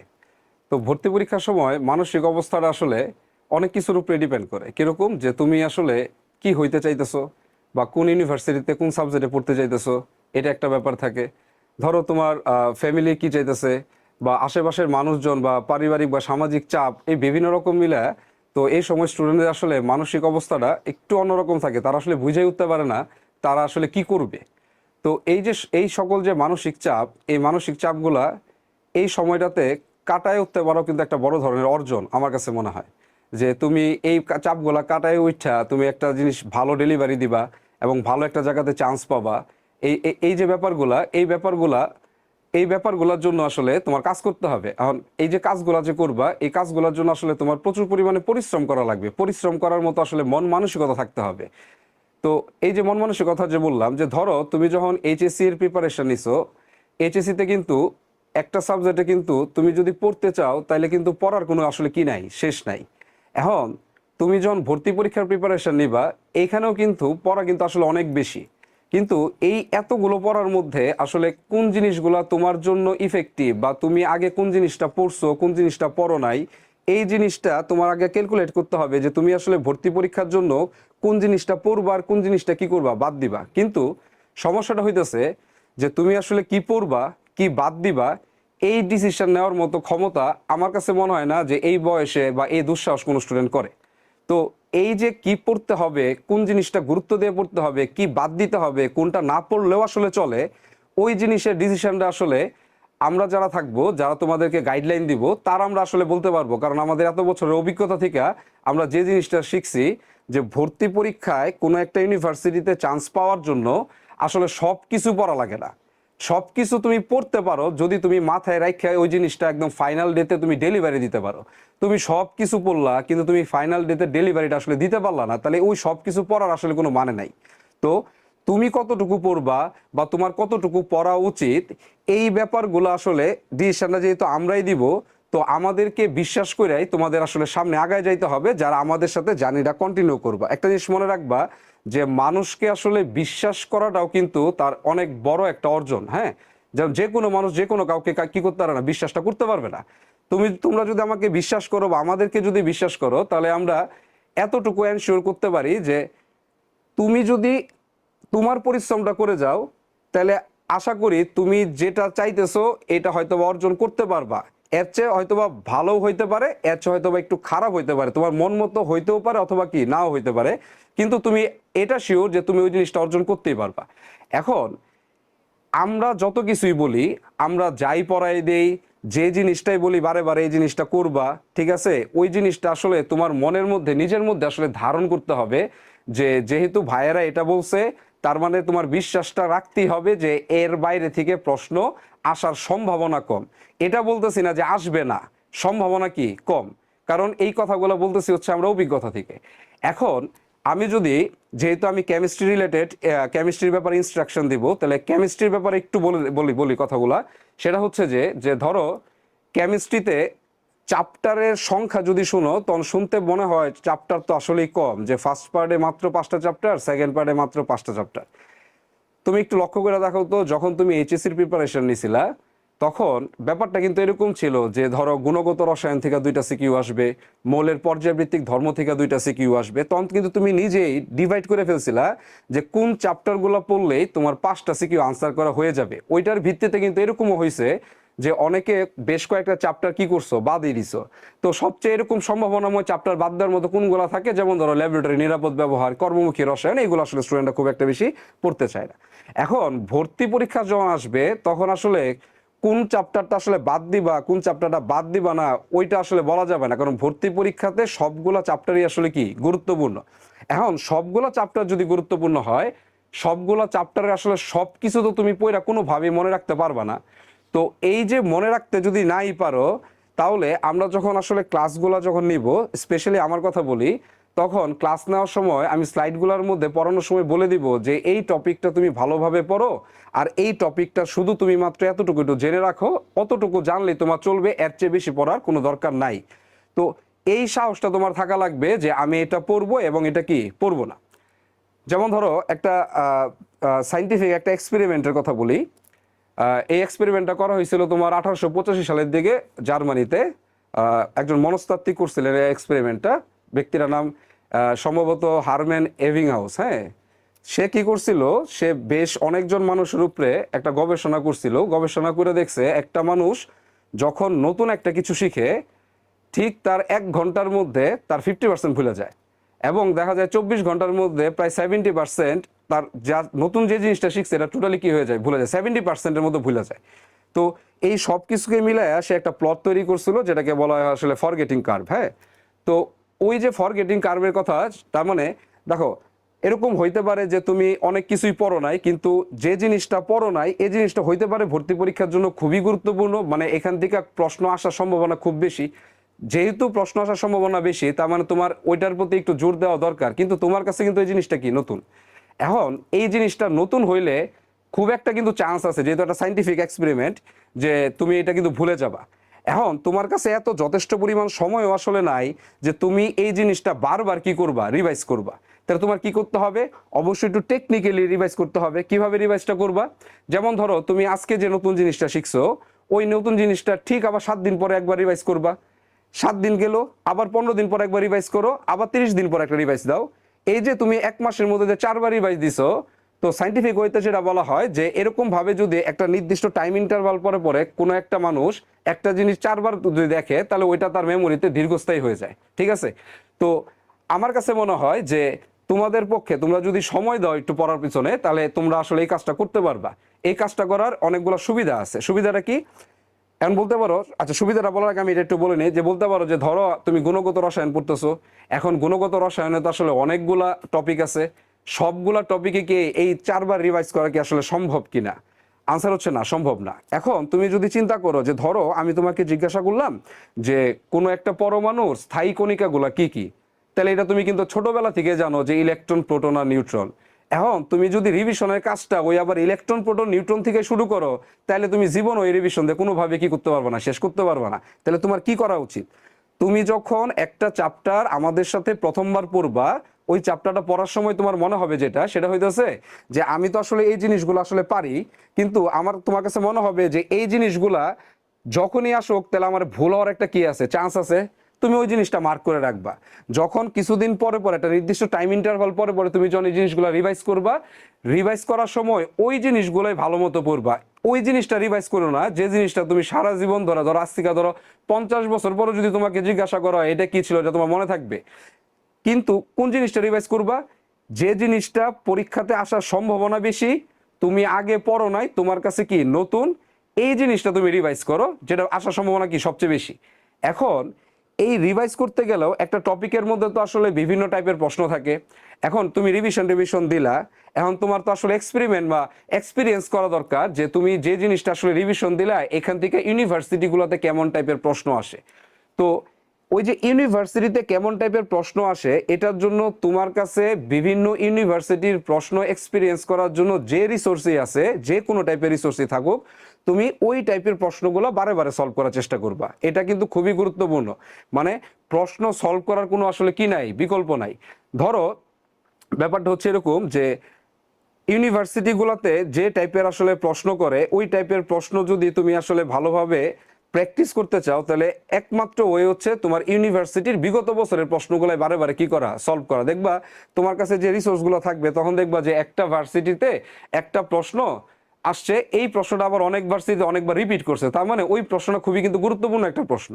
তো এই যে কথাটা বললাম, একেতে গুরুত্বপূর্ণ আর একেতে তোমার কাছে মনে হইতেছে পড়ার সময় যে এটা তোমার ভুল হওয়ার সম্ভাবনা আছে, তুমি এটাকে মার্ক করে এটাকে কি করো, রিভাইজ করো। এটা হচ্ছে একটা গুরুত্বপূর্ণ ব্যাপার।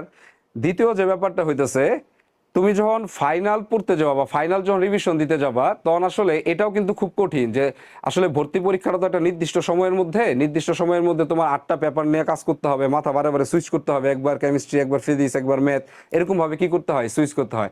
তো তুমি এই যে সুইচ করার যে ব্যাপারটা, এখানে আসলে সবচেয়ে বড় ব্যাপার হচ্ছে টাইম ম্যানেজমেন্টের যে ব্যাপারটা।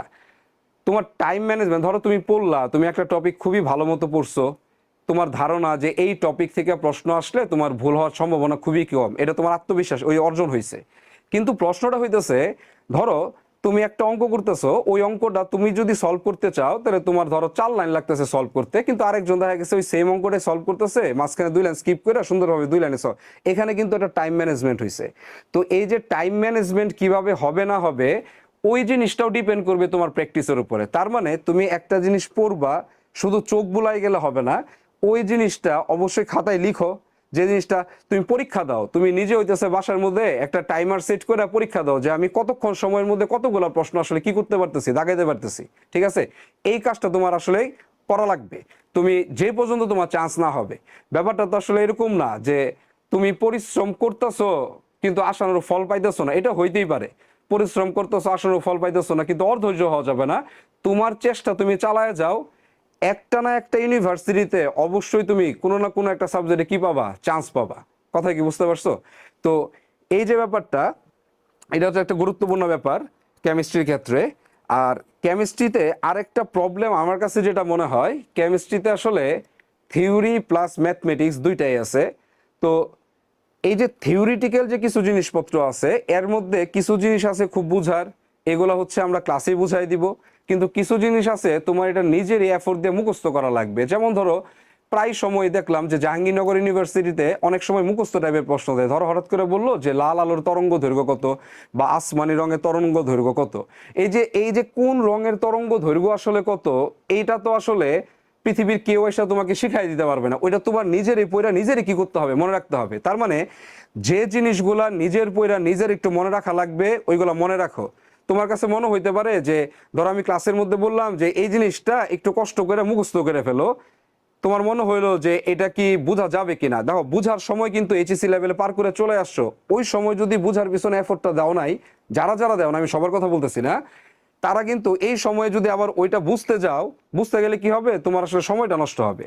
তো এই সময়টা আসলে নষ্ট করা যাবে না। ধরো আমি তোমাকে বলে দিলাম যে এই প্রশ্নটা যদি এভাবে আসে, এই জিনিসটা যদি এভাবে থাকে তাহলে তুমি এভাবে সলভ করবা। ঠিক আছে, তো তুমি পরীক্ষা হলে গিয়ে দেখবা যে প্রশ্নটা ঠিক এভাবেই আসছে, তুমি সলভটা এভাবে করে দিয়ে আসবা। কিন্তু তুমি যদি চিন্তা করো যে ব্যাপারটা আসলে একটু ঘাটাঘাটি করি যে আসলে এখানে কি হয়েছে না হয়েছে, তো তো দেখা যাবে কি ঘাটাঘাটি করার পরে তুমি যে সিদ্ধান্তে উপনীত হবা, ওই সিদ্ধান্ত আমি তোমাকে আগে জানাই দিছি, কিন্তু তোমার সমস্যাটা কোন জায়গাতে, তুমি হয়তো আমাকে বিশ্বাস করতে পারো নাই, এই জায়গাতে হচ্ছে সমস্যাটা।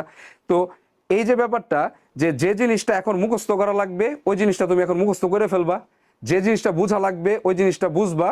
কিন্তু সবকিছুর পরেও মূল কথা হইতেছে যে তুমি প্রচুর পরিমাণে তোমার প্র্যাকটিস করা লাগবে। প্র্যাকটিসের কোনো আসলে কোনো কি নাই, বিকল্পও নাই। যে ধরো তুমি যদি এরকম করো যে তুমি যে কেমিস্ট্রি ফার্স্ট পার্ট থেকে তোমার সব মিলায় ধরো 500 কোয়েশ্চেন পড়া উচিত, হাই ফ্রিকোয়েন্সির 500 কোয়েশ্চেন পড়া উচিত, তুমি কি করলা, ওই 500 কোয়েশ্চেন একবার করে মাত্র পড়ে গেছো। ঠিক আছে, একবার করে পড়ে গেছো, কিন্তু এই 500 কোয়েশ্চেনের সাথে কি করছো, আরো বিভিন্ন রিসোর্স থেকে জোগাড় টুগাড় কইরা যে তুমি কি করলা, যে প্রায় কোয়েশ্চেন রিভিশন দিছো আসলে 2000। এমন দেখো তো 2000 প্রশ্ন যে তুমি একবার করে পড়লা, পরীক্ষা হলে তুমি 100% শিওর থাকো তুমি যে প্রশ্ন দেখবা তোমার কাছে মনে হবে সেটা তোমার পরিচিত প্রশ্ন, কোনো না কোনো সময় কি করছো, এটা সলভ করছো। কিন্তু বাস্তবে তুমি আসলে ওই প্রশ্ন দেখো নাই, কিন্তু তোমার কাছে ফিল হবে যে তুমি আসলে এই জিনিসটা আসলে কি করছো, যে এক্সপিরিয়েন্স করছো। যে আমাদের সাথে এরকম হয় না অনেক সময়, যে একটা মানুষকে দেখলাম, যে ওই মানুষটাকে মনে হয় আসলে পরিচিত পরিচিত, কিন্তু আসলে তুমি কোনো সময় আসলে ওই মানুষটাকে তোমার এই লাইফ টাইমে দেখো নাই। ঠিক আছে? তো এই ব্যাপারটা কিন্তু তোমাদের স্টাডির ক্ষেত্রে কাজ করবে। কিন্তু খেয়াল করো তো, যে 500টা কোয়েশ্চেন বলা হয়েছে যে হাই ফ্রিকোয়েন্সি, এই 500টা কোয়েশ্চেন যদি তুমি 4বার করে পড়ো, তাহলে ওই রিলেটেড যত রকমের প্রশ্নই আসুক তুমি খুব সুন্দর মতো কি করতে পারবা, সলভ করতে পারবা। ইভেন ওই রিলেটেড কোয়েশ্চেনের ডাটাগুলোও যদি চেঞ্জ করে দেয়, তাহলে তুমি সহজে কি করতে পারবা, চিন্তা করতে পারবা। তখন তোমার মনে হবে না যে এই জিনিসটা আমি দেখছি, তোমার কাছে মনে হবে না আমি এক্সাক্ট এই জিনিসটাই সলভ করে দিয়ে আসছি। তোমার পড়ার প্রতি ডেডিকেশনটা এই লেভেলে থাকতে হবে যে ধরো তুমি একটা কোয়েশ্চেন পড়ছো, তোমার কাছে মনে আছে যে আমি তো আসলে এই কোয়েশ্চেনটা হাজারি স্যারের বই অথবা যে কোনো একটা বই, এই বইয়ের এই কোয়েশ্চেনটা ডান সাইডের পেজে ছিল। ওই লেভেলের তোমার হচ্ছে মনে রাখার ক্ষমতাটা থাকা লাগবে, ঠিক আছে? এখন সব কিছু যদি তুমি পড়ে ফেলতে চাও, তাহলে ওইভাবে তুমি মনে রাখতে পারবো না, সবকিছু তোমার কাছে আফসা আফসা মনে হবে, ঠিক আছে কথাটা? তো আমার কাছে মনে হয় তোমরা যে কাজটা করবা সেটা হইতেছে, নাম্বার 1, তোমার প্র্যাকটিস করার জন্য সবচেয়ে ভালো রিসোর্স হচ্ছে যে কোনো ইউনিভার্সিটির এক্সকুশনগুলা, এগুলা খুবই ভালো মতো রিভাইজ করবা। 2 নাম্বার, একই টাইপের জিনিস যে টাইপগুলা পরীক্ষার জন্য সবচেয়ে গুরুত্বপূর্ণ, ওইগুলা বারে বারে পড়া। বারে বারে পড়লে কি হবে, নতুন প্রশ্ন আসলে ওই রিলেটেড দেখবা তুমি অ্যাটলিস্ট ট্রাই করতে পারতেছো। আর যদি হুবহু কমন পড়ে যায়, তখন তো তুমি বুঝেই ফেলবা যে এই প্রশ্ন তুমি অনেকবার পড়ছো, দেখবা আর কোনো অপশন দেওয়ারই দরকার নাই, তোমার অপশন সহ কি হয়ে যাবে, মুখস্থ হয়ে যাবে। প্রচুর পরিমাণে পরীক্ষা দেওয়া, এবং পরীক্ষাটা যখন দিবা, পরীক্ষাটা অবশ্যই সময় নেওয়া বলতে কি, যে তুমি একটা টাইম সেট করবা, ওই টাইম সেটের মধ্যে চেষ্টা করবা যে তুমি কত দ্রুত পরীক্ষাটা কি করতে পারতেছো, নির্ভুলভাবে শেষ করতে পারছো। দেখা গেলো তোমাকে আমি 15টা এমসিকিউ দিলাম, তুমি 15টা দাগায় ফেললা, হ্যাঁ, যে অপু 10-20 করে ক খ একটা করে দাগাই দিয়ে এসে বললা, এটা একটা ব্যাপার। আরেকটা ব্যাপার হইতেছে যে তুমি 10টা প্রশ্ন দাগাইছো, 10টা প্রশ্নের মধ্যে ধরো 9টাই তোমার হয়েছে, তাহলে তোমার কিন্তু একুরেসে বেশি। কিন্তু তুমি 15টা দাগাইছো, ভুল করে আসছো 7টা, তার মানে আলটিমেটলি কিন্তু কোনো কি হইতেছে না, লাভ হইতেছে না। কারণ কি, ভর্তি পরীক্ষাতে যেহেতু নেগেটিভ মার্কিং আছে, তো নেগেটিভ মার্কিং এ দেখবা নাম্বারটা কিন্তু নেগেটিভে চলে গেছে। তো 2টা জিনিস খেয়াল রাখবা, পরীক্ষা দেওয়ার সময় তুমি কম আনসার করো, এটা প্রবলেম না, যাতে ভুল কম হয় এই জিনিসটা কিন্তু মাথায় রাখতে হবে। তো এই যে কথাগুলো যে বলতেছি, এই কথাগুলোর কারণটা হইতেছে যে এই প্র্যাকটিসগুলো তুমি যদি এখন থেকে না করো, তখন পরীক্ষা হলে গিয়া তুমি ওই ডেলিভারিটা করতে পারবা না। মনে রাখবে একটা জিনিস, কোচিং এ পরীক্ষা দেওয়া বা বাসায় বসে পরীক্ষা দেওয়ার যে মেন্টাল প্রেশার, আর পরীক্ষা হলে বসে পরীক্ষা দেওয়ার মেন্টাল প্রেশার কোনোদিনই কি হবে না, একরকম হবে না। তুমি পরীক্ষা হলে পরীক্ষাটা দিয়ে বের হওয়ার সাথে সাথে যদি প্রশ্নটা আরেকবার রিভাইজ করো, তখন মনে হবে আরে এটা তো আমি পারতাম। কিন্তু পরীক্ষা হলে গিয়ে দেখবা যে পারা জিনিসও তুমি আসলে কি করে আসছো, ভুল করে আসছো। তো এটা হচ্ছে প্রথম কয়েকটা কথার মধ্যে একটা কথা। দ্বিতীয়ত যেটা হইতেছে, যেহেতু কেমিস্ট্রিতে ফার্স্ট পার্টে 5টা, সেকেন্ড পার্টে 5টা চ্যাপ্টার আছে, ওই 10টা চ্যাপ্টারই পড়া লাগবে। কিন্তু কোন চ্যাপ্টার থেকে আসলে কতটুকু পড়বা, এটা হচ্ছে আমি যখন ক্লাস নিব, যারা আমাদের সাথে থাকবা, ওই ক্লাসের মধ্যে আমি বলে রাখবো যে এতটুকুই পড়ো, হ্যাঁ।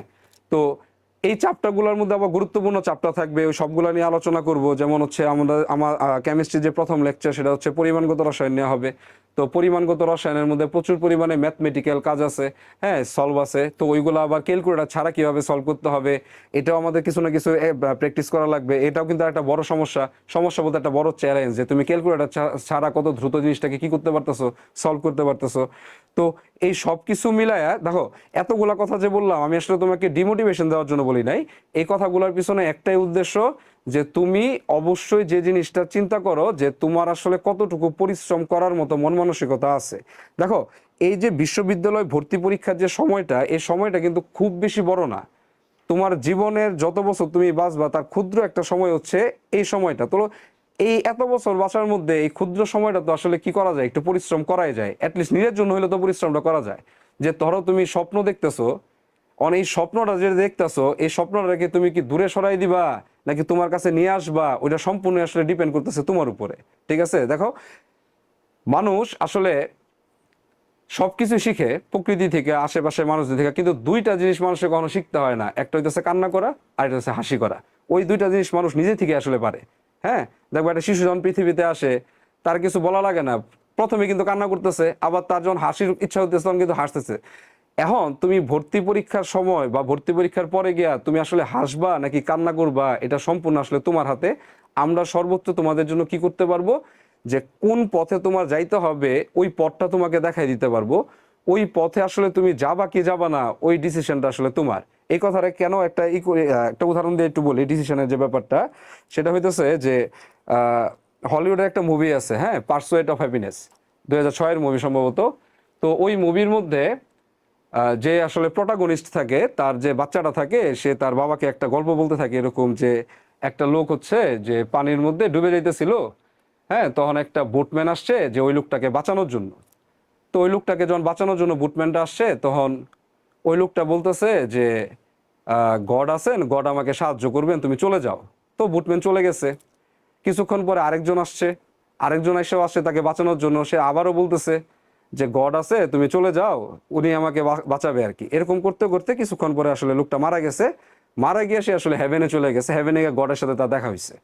তো দেখা হওয়ার পরে সে গডকে জিজ্ঞাসা করলো যে আমি তো সবাইকে বললাম, বা আমি তো ভাবছিলাম যে তুমি আমাকে বাঁচাবা। তখন গড বলল যে যে আসলে এই যে অবুঝ ব্যক্তি, তোমাকে বাঁচানোর জন্যই তো আমি 2 থেকে 3 বার ওই বুটম্যানকে পাঠাইছি, কিন্তু তুমি আসলে বুঝতে পারো না যে আমি আসলে তাদেরকে পাঠাইছি। তো ব্যাপারটা হচ্ছে এরকম, এটার সাথে এটা আসলে সম্পর্কটা কি? আমরা তোমাদেরকে পথ দেখাই দিব, অনেকেই তোমাদেরকে পথ দেখাবে, কিন্তু তুমি আসলে কিভাবে ডিসিশনটা নিবা, কাকে চুজ করবা, এটা সম্পূর্ণ আসলে তোমার উপরে ডিপেন্ড করতেছে। তো তুমি যদি ভালোভাবে আমাদের সাথে থাকতে পারো, আমাদের সাথে ভালোভাবে থাকা বলতে হচ্ছে আমাদের সাথে জার্নিটা কমপ্লিট করতে পারো ধৈর্য ধরে, আশা করি সবাই ভালো একটা ফলাফল অবশ্যই পাবা। এই হচ্ছে আমার ওভারঅল কথাবার্তা। আর প্রতিটা ক্লাস নেওয়ার সময় কেমিস্ট্রি যখন লেকচার নিব, লেকচার নেওয়ার সময় ওই সাবজেক্টের ওই টপিকটা কিভাবে পড়বা না পড়বা ওইটা নিয়ে আমি হচ্ছে ওই ক্লাসের ফাঁকে ফাঁকে আলোচনা করব। আর বলে দিব যে এটার জন্য, এটা এমসিকিউ এর জন্য পড়ো, এটা রিটেনের জন্য পড়ো। আর কেমিস্ট্রিতে সবচেয়ে বড় একটা সুবিধা হচ্ছে কি, এটা একটা সুবিধা বলতেছি, যে যে সকল ইউনিভার্সিটিতে রিটেন আছে, ওই সকল ইউনিভার্সিটিতে আসলে হয় কি যে অন্যান্য সাবজেক্টের ক্ষেত্রে দেখা যায় অনেক সময় রিটেন আলাদা করে পড়া লাগে। তো কেমিস্ট্রিতে সুবিধা হয়েছে, যখন আমি তোমাকে যখন একটা এমসিকিউ কোয়েশ্চেন সলভ করাবো বা একটা নির্দিষ্ট টপিক নিয়ে আলোচনা করব, এইখানেই দেখবা অনেক টাইপের রিটেন কোয়েশ্চেন আসলে কি হয়ে গেছে, সলভ হয়ে গেছে। তো ওই থিওরিটা আলোচনা করার সময় আমি বলে দিব যে যারা রিটেনের প্রিপারেশন নিতেছো, এই প্রশ্নটা রিটেনের জন্য পড়ে ফেলবা। কথা কি বুঝতে পারলাম? এর বাইরেও যদি কোনো প্রশ্ন থাকে, ওইটার জন্য আমরা আলাদা চিন্তা ভাবনা করে যেটা তোমাদের জন্য কি বেনিফিশিয়াল, ওইটা নিয়ে কাজ করবো আর কি। তো আশা করি সবাই হচ্ছে ভালো থাকবা। আমার কথা আজকে এতটুকুই। এরপরে হচ্ছে তোমাদের অনেক ভাই আসবে, অনেক ভাই এসে একটা কিছু বলবে। আহ, সবকিছু প্রোগ্রামের তো একটা শেষ সৌন্দর্য থাকে, তো ওই শেষ সৌন্দর্যটা তোমাদের অনেক ভাই আসলে শেষ করবে আর কি।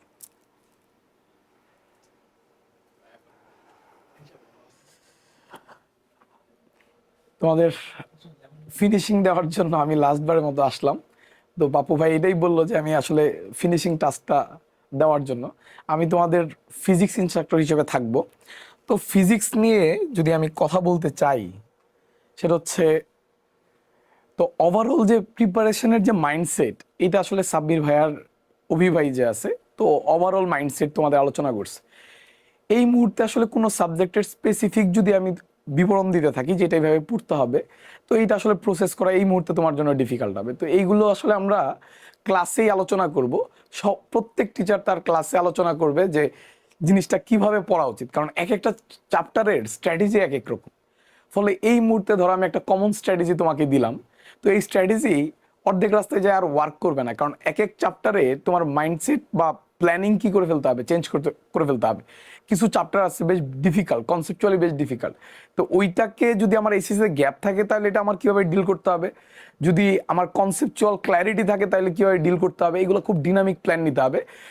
তো তোমরা আশা রাখতে পারো আমরাও বেশ ডিনামিক, তো আমরাও আসলে ওই ডিনামিক প্ল্যানটাই তোমাদেরকে দিতে পারবো। ফলে আমি আর আসলে এই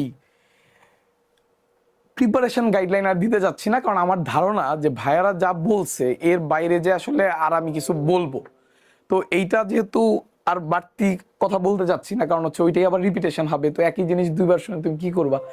তো এখন এটাই যেহেতু হয়, তাহলে আমি আসলে যে জিনিসটা বলতে চাচ্ছি, যে জিনিসটাই তোমরা অলরেডি কনফিউজ হয়ে যাওয়ার একটা চান্স আছে, সেটা হচ্ছে যে ভাইয়ারা আপনারা একবার বলতেছেন 14 বছর, কোনো কোনো জায়গায় বলতেছেন 11 বছর। তো আসলে আমরা কোনটা আসলে বুঝবো যে কোনটা আসলে কি বোঝাচ্ছে? আমরা আসলে 14 বছর ধরে টিচিং প্রফেশনে আছি, আমরা আসলে শেখানোর চেষ্টা করি, নিজেরাও শেখার চেষ্টা করি। তো এটা হচ্ছে 14 বছর যাবত। তো প্রথম 3 বছর পড়ানোর পর আমাদের তিনজনের মনে হয়েছে যে এডমিশনের জন্য স্টুডেন্টের স্ট্রাগল বা একাডেমিকে যে স্টুডেন্টের স্ট্রাগল এইটা বেশ প্রমিনেন্ট এবং আমাদের তিনজনের ভীষণ সেম। ফলে আমরা তিনজন মিলে এই প্রতিষ্ঠানটা আসলে শুরু করি 2014 সালের নভেম্বর মাসের একদম শেষের দিকে 2014 সালের। তো এখন ওইখান থেকে আমাদের যাত্রা। এখন তোমরা বলতে পারো তোমাদের দোয়ায় বা সকলের দোয়ায়, এটা আমাদের সৌভাগ্য যে আমরা তিনজন এত বছর ধরে একসাথে আসলে প্রতিষ্ঠানটা রান করতেছি।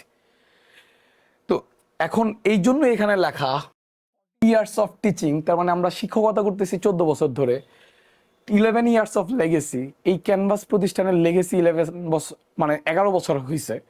তো এইটাই হচ্ছে ক্ল্যারিটি জিনিসটার, কারণ নাইলে তোমার মাথায় একটা ফ্রেমিংয়ে প্রবলেম হইতো যে 14 বছর কি বুঝাচ্ছে, 11 বছর আসলে কি বুঝাচ্ছে। তো আমরা এতদিন ধরেই চেষ্টা করে যাচ্ছি স্টুডেন্টদের সাথে কানেক্ট থাকার জন্য, যতটুকু আসলে কানেক্ট থাকা যায়। তো এখন আমাদের যে কোর্স, যে তোমাদের সাথে কোর্স প্ল্যান নিয়ে আলোচনা করা হয়েছে, এই কোর্সের যে ফি এটা হচ্ছে 3000 টাকা। তো আমরা যেটা বিলিভ করি যে আমরা আসলে যেটা ডেলিভারি করব সেইটা এই প্রাইসকে জাস্টিফাই করবে। তো এটা এই মুহূর্তে বোঝা তোমার জন্য ডিফিকাল্ট যে এই 3000 টাকা এই কোর্সকে জাস্টিফাই করবে কিনা। তো ভাইয়ারা যেটা বলছিল যে আমাদের সাথে যারা রান করবা তারা আমাদেরকে সরলভাবে বিশ্বাস করতে হবে। তো এখন আমি বলতেছি না আমাদেরকে সরলভাবে বিশ্বাস করো, ফার্স্টে তুমি জাজ করো, তোমারও জাজ করার একটা ক্যাপাবিলিটি আছে এবং ওই জাজমেন্ট ছাড়া আসলে তোমার কারোর সাথে রান করাই উচিত না। ওইটা আরেক ভুল ডিসিশন হবে যে তুমি জাজমেন্ট ছাড়া কারোর সাথে রান শুরু করছো। তাহলে তুমি ফার্স্টে, যেহেতু পুরা ব্যাপারটাই ওপেন প্ল্যাটফর্ম, তো তুমি আগে জাজ করো যে আসলে তুমি কার সাথে রান নিবা। এটার জন্য আমি তোমাদেরকে বলি, তো এটার জন্য আমি তোমাদের একটা গাইডলাইন ভিডিও বানাইছিলাম, চাইলে দেখে নিতে পারো। 14 থেকে 21 দিন সময় পাবা ভুল করার জন্য, মানে যে ভুলটাই হয় না কেন, ভুলটা কেমন, যে তুমি আসলে যে প্রসেসে যাচ্ছ এই প্রসেসটা ঠিক হচ্ছে না, তো এটা আসলে তোমারই বুঝতে হবে। ওই মুহূর্তে তোমার আসলে একটা ডিসিশন নেওয়া লাগে। আর যদি শুরু থেকে আমাদেরকে বিশ্বাস করো তাহলে তাহলে আমরা ওই বিশ্বাসের প্রতিদান দেওয়ার সর্বোচ্চ চেষ্টা করব এবং আমাদের দিক থেকে কমিটমেন্ট 100% থাকবে। ফলে আমাদের সাথে যারা রান করবা তারা আসলে এই কোর্স ফি এর জাস্টিফিকেশনটা বুঝতে পারবা। আদারওয়াইজ এই কোর্স ফি এর জাস্টিফিকেশন বোঝা খুব ডিফিকাল্ট। এখন এইটা হচ্ছে ক্যানভাস থেকে নামানো ফার্স্ট কোর্স অনলাইনে। তো আমরা অনেক বছর ধরে অফলাইনে পড়াচ্ছি, আমাদের ডিফারেন্ট টাইপ অফ কোর্স আছে। তো এটা অনলাইনে আমাদের ফার্স্ট কোর্স। সেই জন্য আমরা চাই সকল স্টুডেন্ট আমাদের সাথে যেন যুক্ত হইতে পারে, যারা আমাদের সাথে যুক্ত হইতে চায় বা আমাদের কথা শুনে ইন্সপায়ার্ড হইতে চায় তারা যেন আমাদের সাথে যুক্ত হইতে পারে। এই জন্য আমাদের ওয়েবসাইটে দেখবা যে 31শে আগস্ট পর্যন্ত 100% ডিসকাউন্ট দেওয়া আছে। তো এখন এটা আমাদের ইনিশিয়াল প্ল্যান ছিল যে আমরা 31শে আগস্ট পর্যন্ত 100% ডিসকাউন্ট স্টুডেন্টদেরকে ভর্তি হওয়ার সুযোগ দিব। পরবর্তীতে আমরা যেটা প্ল্যান করলাম, যেহেতু এটা আমাদের প্রথম কোর্স সেহেতু আমরা সকলের জন্যই বিষয়টা উন্মুক্ত করে দিব। তো এখন এটা আমরা কতদিন পর্যন্ত করব এটা একটা ডিসিশনের ব্যাপার। তো এই ডিসিশনের জন্য একটু অপেক্ষা করো, আমি 2 স্লাইড পরে আমি বলবো যে এই ডিসকাউন্টটা কতদিন পর্যন্ত থাকবে। এখন আরেকটা যে আনন্দের ব্যাপার সেটা হচ্ছে আমরা জাস্ট প্রোমো ভিডিও দেওয়ার পরে, যেখানে আমাদের অনলাইন এক্সিস্টেন্স নাই বললেই চলে, আমাদের 11 বছর ধরে ফেসবুক পেজ আছে, ওই পেজে মোস্ট প্রবলি ফলোয়ারের সংখ্যা 19,000। তাহলে এটা দেখে তোমরা বুঝতেই পারো 11 বছর ফেসবুক পেজ চালানোর পরে ফলোয়ার যেহেতু 19,000, তাহলে আমাদের অ্যাক্টিভিটিস কত কম। আরেকটা ব্যাপার শুনলে তোমরা আরো অবাক হবা, সেটা হচ্ছে আমাদের ফেসবুক গ্রুপের যে বয়স এটা মনে হয় না 15 দিনের বেশি হবে। তার মানে আমরা মোটামুটি প্রচার বিমুখী মানুষই বলতে পারো, কারণ প্রচারমুখী হইলে এগুলো আমাদের অনেক আগে থেকেই থাকতো। এখন তার খুশির ব্যাপারটা কি যে আমরা এত প্রচার বিমুখ হওয়ার পরেও, মানে এতদিন ছিলাম, এখন যেহেতু অনলাইনে আসছি তো আমাদের এটা প্রচার করাই লাগবে, কারণ এই প্ল্যাটফর্মে আমরা একদমই নতুন। তো এটাও আমরা বুঝতেছি, এই জন্য আমরা একটা প্রোমো ভিডিও বানাইছি প্রথম প্রচার করার জন্য। ওই প্রোমো ভিডিও দেখে যারা আমাদেরকে বিলিভ করতে পারে, যখন ভিডিও বানাচ্ছি তখন এনরোলমেন্টের সংখ্যা হচ্ছে 1580 জন। তো এনরোলমেন্টের যে সংখ্যাটা এটা হচ্ছে 1580 জন, যে মুহূর্তে আমি ভিডিওটা শুট করছি। এইটা আসলে এই নাম্বারটাকে আমরা সাকসেস হিসেবে দেখতেছি না, আমরা কেউই না, কারণ আমরা আসলে এই ধরনের নাম্বারে বিলিভ করি না যে এতজন স্টুডেন্ট ভর্তি হয়েছে, এটা আসলে কোনোভাবেই সাকসেসের প্যারামিটার হইতে পারে না। সাকসেস তখনই আমরা ফিল করব যখন এর মধ্যে অনেক সংখ্যক স্টুডেন্ট আমাদের সাথে জার্নিটা শেষ করবে এবং সে তার কাঙ্ক্ষিত লক্ষ্যে পৌঁছাইতে পারবে, অথবা সে ফিল করবে যে আমরা 100% কমিটেড ছিলাম। ধরো আমাদের যে এক্সপিরিয়েন্স, আমাদের স্টুডেন্ট যারা চান্স পায় তারাও বুঝে আমরা 100% কমিটেড ছিলাম, যারা চান্স পায় না তারাও বুঝে আমরা 100% কমিটেড ছিলাম। তার কিছু ভুলের কারণে বা তার ডিসিশন মেকিং এর কারণে বা সে কোনো কারণে হয়তো বা এই জার্নির রাস্তায় কোনো মুহূর্তে আমাদের উপর থেকে বিশ্বাস হারাই ফেলছিল, এই জন্য হয়তো বা লাস্ট মোমেন্টে সে আসলে ডেলিভারি করতে পারে নাই। এটাও সে বুঝতে পারে, এটাই আমাদের প্রাপ্তি, যে চান্স না পাওয়া স্টুডেন্টও এটা বুঝে যে আমাদের কমিটমেন্ট 100%। এটা হচ্ছে আমাদের সবচেয়ে বড় প্রাপ্তি, এটা আমাদের অফলাইনের প্রাপ্তি। এই প্রাপ্তিটা আমরা অনলাইনে চাই, যে এত স্টুডেন্ট আমাদের সাথে এনরোল করছে, তারা আসলে লাস্ট কতজন আমাদের সাথে লাস্ট পর্যন্ত রান করে, ওই দিন আমরা সেলিব্রেট করব যে আসলে কত স্টুডেন্ট আমাদের সাথে রান করতেছে, এবং ওইটাকে আমরা সাকসেস হিসেবে সেলিব্রেট করব। আর এখনেরটা হচ্ছে আমরা স্টার্ট করছি, এটা একটা আনন্দের ব্যাপার, এই জন্য আমরা সেলিব্রেট করতেছি। এটা আমরা সাকসেস হিসেবে সেলিব্রেট করতেছি না, যে এতজন মানুষ আমাদেরকে বিশ্বাস করছে সেই জন্য এটাকে আমরা কি করতেছি, সেলিব্রেট করতেছি। এই জন্য দেখবা আমাদের পেজে যখন 1000+ হয় তখন একটা পোস্ট হয়, যেমন 1500 হয়ে গেছে হয়তো বা এটা নিয়েও একটা পোস্ট হবে। তো এইগুলো বুঝবা আনন্দের সেলিব্রেট, এটাকে আমরা সাকসেসের প্যারামিটার হিসেবে ধরি না। আমরা ধরো একজন স্টুডেন্ট আছে, তাইলেও এই কোর্সটা আমরা 100% কমিটেড হিসেবেই শেষ করব। এখানে 1580 জন আমার জন্য যে কথা, আমার জন্য একজন স্টুডেন্টও একই কথা। কারণ আমি আসলে ফুল কোর্সটাই তার জন্যই রান করব যে আসলে আমাকে কি করে, বিশ্বাস করে। ভাইরা বলছে আমাদের সাথে যদি থাকতে হয় তো ফার্স্ট ডিসিশনটা তুমি কষ্ট করে একটু নিতে হবে, যে আমাদেরকে বিলিভ করবা কিনা। আমরা বলি না আমাদেরকে বিলিভ করতে, তুমি একটু ঘাটাঘাটি করে পরে আমাদেরকে বিলিভ করো, কিন্তু বিলিভ করার পরে তোমার আসলে সরল বিশ্বাসে চলতে হবে, যে ভাইরা যা বলে এটা মাইনা চলে, লাস্ট দিন কিছু না কিছু একটা পাওয়া যাবে। এবং আমরাও এটা বিশ্বাস করি, তুমি লাস্ট দিন কিছু না কিছু একটা পাবা, সেটা তোমার ক্যালিবার অনুসারে এবং সৃষ্টিকর্তা তোমার ভাগ্যে যা লিখে রাখছে তা সেটা অনুসারে।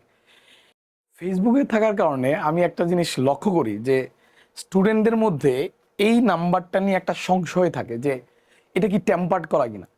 আমি তোমাদেরকে দায়িত্ব নিয়ে বলতেছি, যেহেতু এই নাম্বারটাকে আমরা সাকসেস হিসেবে কখনোই দেখি না এবং কখনোই এটাকে আমরা সাকসেস হিসেবে রিপ্রেজেন্ট করব না, সেহেতু এই নাম্বার ক্যানভাসের প্রতিষ্ঠান কখনো টেম্পার করবে না।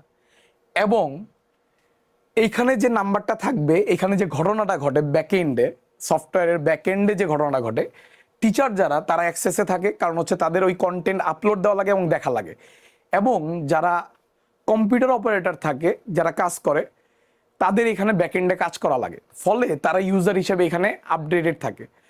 তো আমি আমাদের যে অবস্থা এই মুহূর্তে ব্যাকএন্ডে 4জন টিচার, যে 4জন টিচার তোমরা দেখছো, এই 4জন টিচার ইউজার হিসেবে আছে, এবং আমাদের প্রতিষ্ঠানের 5জন অপারেটর এখানে আছে, এই হচ্ছে 9 জন এই মুহূর্তে আমি বলতে পারি। তবে ওভারঅল যদি আমি 1 বছরের সিনারিও বলি, বা তোমার যদি আমি ক্যানভাস সম্পর্কে এই নাম্বারটা ক্যালকুলেট করার বুদ্ধি বলে দেই, যে কোনো মুহূর্তে তুমি যদি -20 করো, এটা হচ্ছে টিচাররা থাকে এবং ব্যাকএন্ডের কম্পিউটার অপারেটর ইউজার হিসেবে থাকে এই জিনিস স্মুথলি চালানোর জন্য। এটা 20 জন আমি ম্যাক্সিমাম বলছি, কারণ আমি কখনো চাই না আমার নাম্বারকে ভায়োলেট করুক। এটা 20 কোনোদিন হবে না। তারপরে তুমি সবসময় যে এনরোলমেন্ট থাকবে ওখানে 20 মাইনাস করে দিবা, তাহলে ক্যানভাসের এক্সাক্ট এনরোলমেন্ট দেখতে পারবা। এটা যেদিন টেম্পার করতে হবে বলে আমাদের মনে হবে, ওই দিন আমরা আর অনলাইনে কোনো ধরনের কোনো কার্যক্রম চালাবো না। আমরা এই ব্যাপারে খুব কনফিডেন্ট। একজন স্টুডেন্ট হইলে এখানে সবসময় একজন স্টুডেন্টই দেখবা, কারণ এটাকে আমরা প্যারামিটারই মনে করি না যে এই প্যারামিটার দেখে স্টুডেন্ট ভর্তি হোক। এটা স্টুডেন্টের একটা ভুল জাজমেন্ট, যে এইটা দেখে স্টুডেন্ট আসলে কি করে, ডিসিশন নেয় যে এখানে ভর্তি হওয়া উচিত, এত মানুষ বিশ্বাস করতেছে। তোমরা আসলে ধরো, আমি যদি এখন একটা কথা বলি, সেটা হচ্ছে ঢাকা থেকে চট্টগ্রাম যাওয়ার রাস্তা কিন্তু অনেকগুলো আছে। তুমি ইয়ারে যাইতে পারো, তুমি বাসে যাইতে পারো, তুমি ট্রেনে যাইতে পারো, তুমি প্রাইভেট কারে যাইতে পারো, আরো মাল্টিপল ওয়েতেও হয়তো বা যাইতে পারো। তোমার আসলে ডিসাইড করতে হবে যে তুমি আসলে কোন ওয়েতে যাবা, কারণ রাস্তা তো কি আছে, অনেকগুলো আছে। ফলে আমরা সব সময়, তোমাদের রাস্তাটা তো তোমাদের ডিসাইড করতে হবে। আমরা সবসময় যে রাস্তাটা চুজ করি, যেটা আমরা খুব কনফিডেন্টলি সবার সামনে বলতে পারবো বলে আমাদের ধারণা, আমরা সব সময় ততটুকুই বলি। এই ব্যাপারে আমরা খুব কনফিডেন্ট যে আমরা কখনোই এই নাম্বার টেম্পার করবো না। ফলে এই নাম্বার যখনই দেখবা তখনই বুঝবা যে এতজন স্টুডেন্ট আসলে এনরোল করছে। বাট এই নাম্বার দেখে কখনো ডিসিশন নিবা না যে ক্যানভাসে ভর্তি হওয়া উচিত। এইখানে যদি নাম্বার 50,000ও হয়, বা এই নাম্বারটা আমি এক্সাক্ট এইভাবে বলছি যাতে তুমি বুঝো যে এটাকে আমরা কখনোই সাকসেসের প্যারামিটার হিসেবে দেখি না। এই নাম্বার যদি 50,000ও হয়, এটা দেখে কখনো ডিসিশন নিবা না যে ক্যানভাসে পড়া উচিত। তো ক্যানভাসে পড়ার জন্য আসলে তোমার যেটা আগে দেখতে হবে যে তুমি কি চাও ক্যানভাস সেটা ডেলিভারি করতে পারতেছি কিনা, তাইলেই তুমি একমাত্র ক্যানভাসে আসবে। কারণ ক্যানভাস চায় যে তুমি তাদেরকে বিশ্বাস করে প্রথম দিন থেকে লাস্ট দিন পর্যন্ত জার্নিতে থাকো। এই জার্নির এনজয়মেন্টটা আমরা আসলে নিতে চাই, এই জার্নিটাকে আমরা এনজয় করতে চাই। এখন যেটা আসলে, তো ওভারঅল আমরা বুঝতে পারলাম। বাকি ওয়েবসাইট কিভাবে আমাদের ভিজিট করতে হবে বা ওইটা কিভাবে ইউজ করতে হবে তার জন্য যে গাইডলাইন ভিডিও, এটা আমি দিয়ে দিব। আরেকটা যে ব্যাপার সেটা হচ্ছে, তোমার সাব্বির ভাইয়া কিছু জিনিস তোমাদেরকে কমিট করছে। সেটা হচ্ছে যে তোমরা যদি চাও মাল্টিপল চ্যাপ্টারের যে পরীক্ষা, ধরো আজকে লেকচার 1-এর উপর উইকলি হয়েছে, ধরো ফিজিক্স 1, কেমিস্ট্রি 1, ম্যাথ 1, বায়ো 1-এর উপরে উইকলি হয়েছে। সেকেন্ড উইকে যাওয়ার পর ফার্স্ট উইকের জিনিসপত্র রিভিশন দেওয়ার জন্য ওই কোয়েশ্চেনগুলো নিয়ে মিক্সড একটা পরীক্ষার আয়োজন করার যে কথা ভাইয়া বলছে যে চিন্তা করে দেখবো। তো এটা আসলেই আমরা চিন্তা করে দেখবো, কারণ ভাইয়া বলার মুহূর্তে আমার মনে হয়েছে যে এটা আসলে ইম্পর্টেন্ট। তো এটা আসলে আমরা হয়তোবা আগেও বুঝতে পারছিলাম, কিন্তু আসলে স্টুডেন্টের আগ্রহ বোঝাটা খুব ইম্পর্টেন্ট। তো তোমরা যদি মনে করো যে এটা আসলে তোমাদের উপকার করবে, এটা তো আমাদের ধারণা, তো তোমরা যদি মনে করো যে তোমরা এটা চাও, তাহলে এটা আমরা করার 100% চেষ্টা করব। তো এটার জন্য তো তোমরা এই ভিডিওর নিচে কমেন্ট করতে পারো যে তোমরা আসলে এটা চাচ্ছ কিনা, তাহলে ওই অনুসারে আমাদের ডিসিশন নিতে সুবিধা হবে। আরেকটা ব্যাপার সেটা আসলে যেটা বলে আমরা জিনিসটা শেষ করতে চাচ্ছি, সেটা হচ্ছে আমাদের যে ভিশনটা, মানে ওভারঅল যে ভিশনে আসলে আমরা এখানে আসছি, সেটা হচ্ছে আমরা কোর্স হয়তো বা অনেক নামাবো, এটা আমাদের ফার্স্ট কোর্স বিধায় আসলে আমরা যে কাজটা করছি যে আমরা এই জিনিসটাকে 100% ডিসকাউন্ট দিচ্ছি যেন সবাই উন্মুক্ত থাকতে পারে। যেটা বলতেছিলাম যে এই ডিসকাউন্টটা আমরা কতদিন এক্সটেন্ড করব।